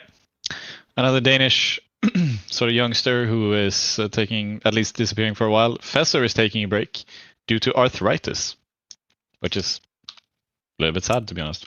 Yeah, sucks. Good luck. Yeah. Good luck. Yeah, we noted. It's a shuffle. Favbet have signed Saltovsky. What is the Favbet roster now? Actually, I'm curious. Favbet. Bondik, Smash, Saltovsky, Marix, and Jackie. So he comes in for tension. Yeah, I think they mentioned him last week. I don't hate it. Saltovsky's like a...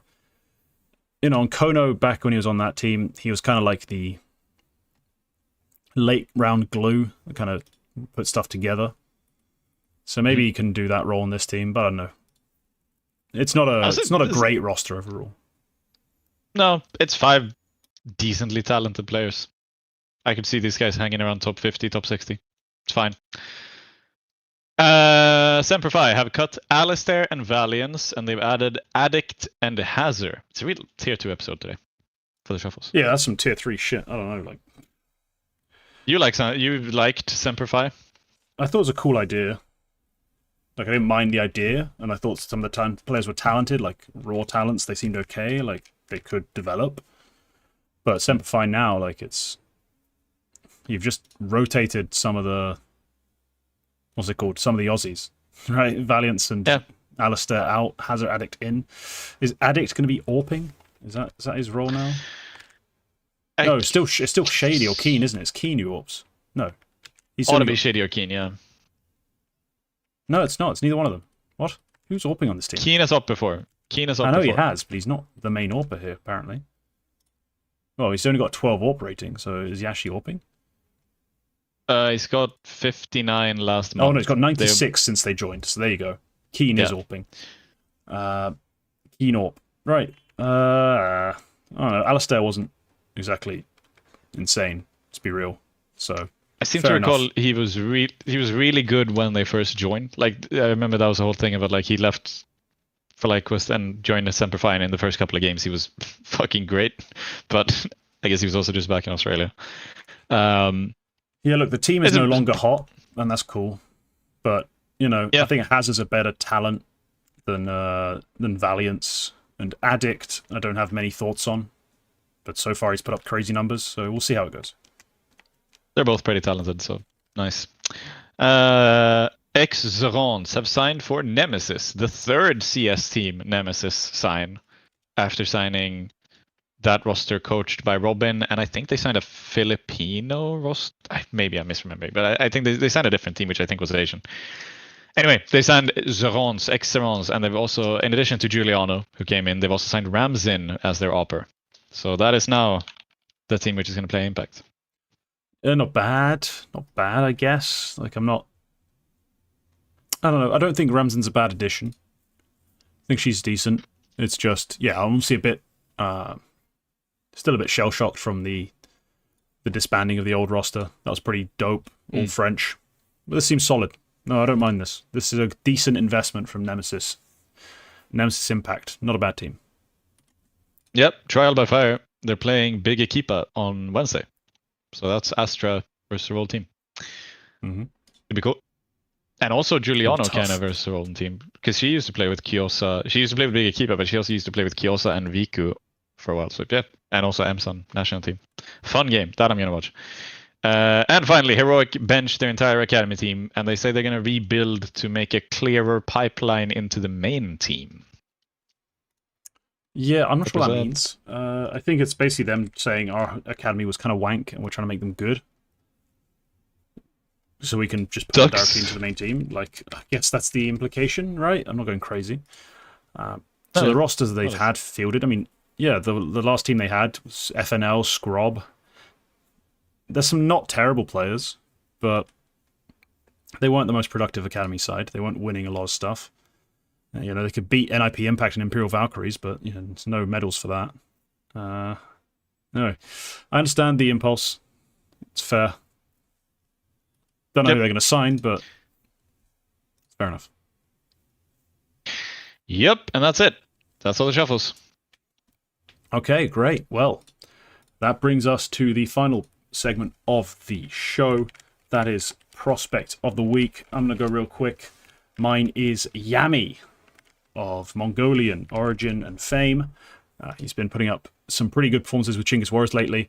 I was reminded of him by just my sharing of my old video with Mattis in it, because Yami is also profiled in that episode of Prospect Multi. Yami was electric, wild, like almost out of control, but it's crazy skilled, so it sometimes just worked. A really fascinating player to watch in terms of being fun and explosive, but also just being a mess. So he has come a little bit on since then. Like, he's a little less wild, I guess is the best way to put it. Like, he's developing slowly, but he's not playing underneath, you know, Mara. He's not playing in that system, so he hasn't taken the leaps and bounds we've seen out of those players. But yeah, last 7 days, beaten up on the Huns twice, beat Nomads, putting up sick numbers, sick fragging. Yeah, really impactful. Yeah, solid. Yeah, he's always been a talented guy. He sort of floats about a bit, where sometimes he appears and he's really good, sometimes he goes away and I don't really know why. Sometimes, you know, yeah. I hope he can find a team where he can sort of like stay. I think they're playing right now. No, sorry, wrong team. Yeah, they're playing right now. Chinggis Wars versus Max Power. Yeah, let's hope. I hope things go well for them and for him. I think they are close to. There's a lot of Mongolian lands coming up, which is kind of like, it's another minor controversy is that it's been talked about a lot how there's a lot of exclusively Mongolian and exclusively Chinese ranked lands coming up, and very few like Oceanic and very few such. So a lot of Asian teams are going to end up getting land wins here, which could like help them in the major qualifications. I think Chinggis Warriors are in pretty solidly. Yeah. But there's a chance that FlyQuest missed the major because of that. Yeah, it seems like a bit of a scam, but it is what it is. It is what it is. Good pick. I picked X-Casper Sky because, speaking of small lands, he demolished Fragville. NIP were kind of up and down there, but especially in that best of 5 grand final, X-Casper Sky was the only shining star on NIP. So it's as simple as that. He destroys an overseas LAN. I'll always be like, this is something we don't often talk about, and he's been around in tier 1-ish for a while now, but a lot of the time when you hear like talk around these sort of younger players who come out, he's still only 18. He's in school, I think. Unless maybe he's quit now that he's on NIP, but when he was on ENS, he was in school. He came back. They did like there was a thing when they won that one LAN event where there was a clip when he walked back into the classroom coming back to school from that. So anyway, point being, a lot of the time when we talk about these young players, if you talk to their parents and if you talk to them in interviews and stuff, a lot of the time, one of the things they highlight as like a difficulty and like a trying moment is traveling, and especially like traveling to a different country. It was like a whole thing around when Mail09 went to Finland. Like as simple as that. It's like the first time he's traveled outside of Sweden for an event, and that's kind of like a watershed moment. Like they talk about it, and they talked about it a lot, and like he's coping with it. How is he coping with it? X-Casper Sky is gonna have all of that same stuff. And this is an overseas trip. This is an America's trip. It's this is gonna. I don't think he's ever played something like that. He's always played in Europe. So that's really cool. It's really cool that he manages to perform that well under that extra pressure. Because as much as you can sort of look away, for all players, it's going to be an extra pressure, and he's coped with it brilliantly. So that's very nice. He would have been forgiven to perform slightly worse in his first overseas LAN, but instead it's his best LAN ever. Yeah. So that's nice.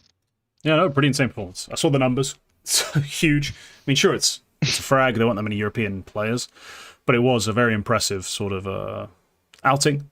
And yeah, big trip abroad. It's very difficult.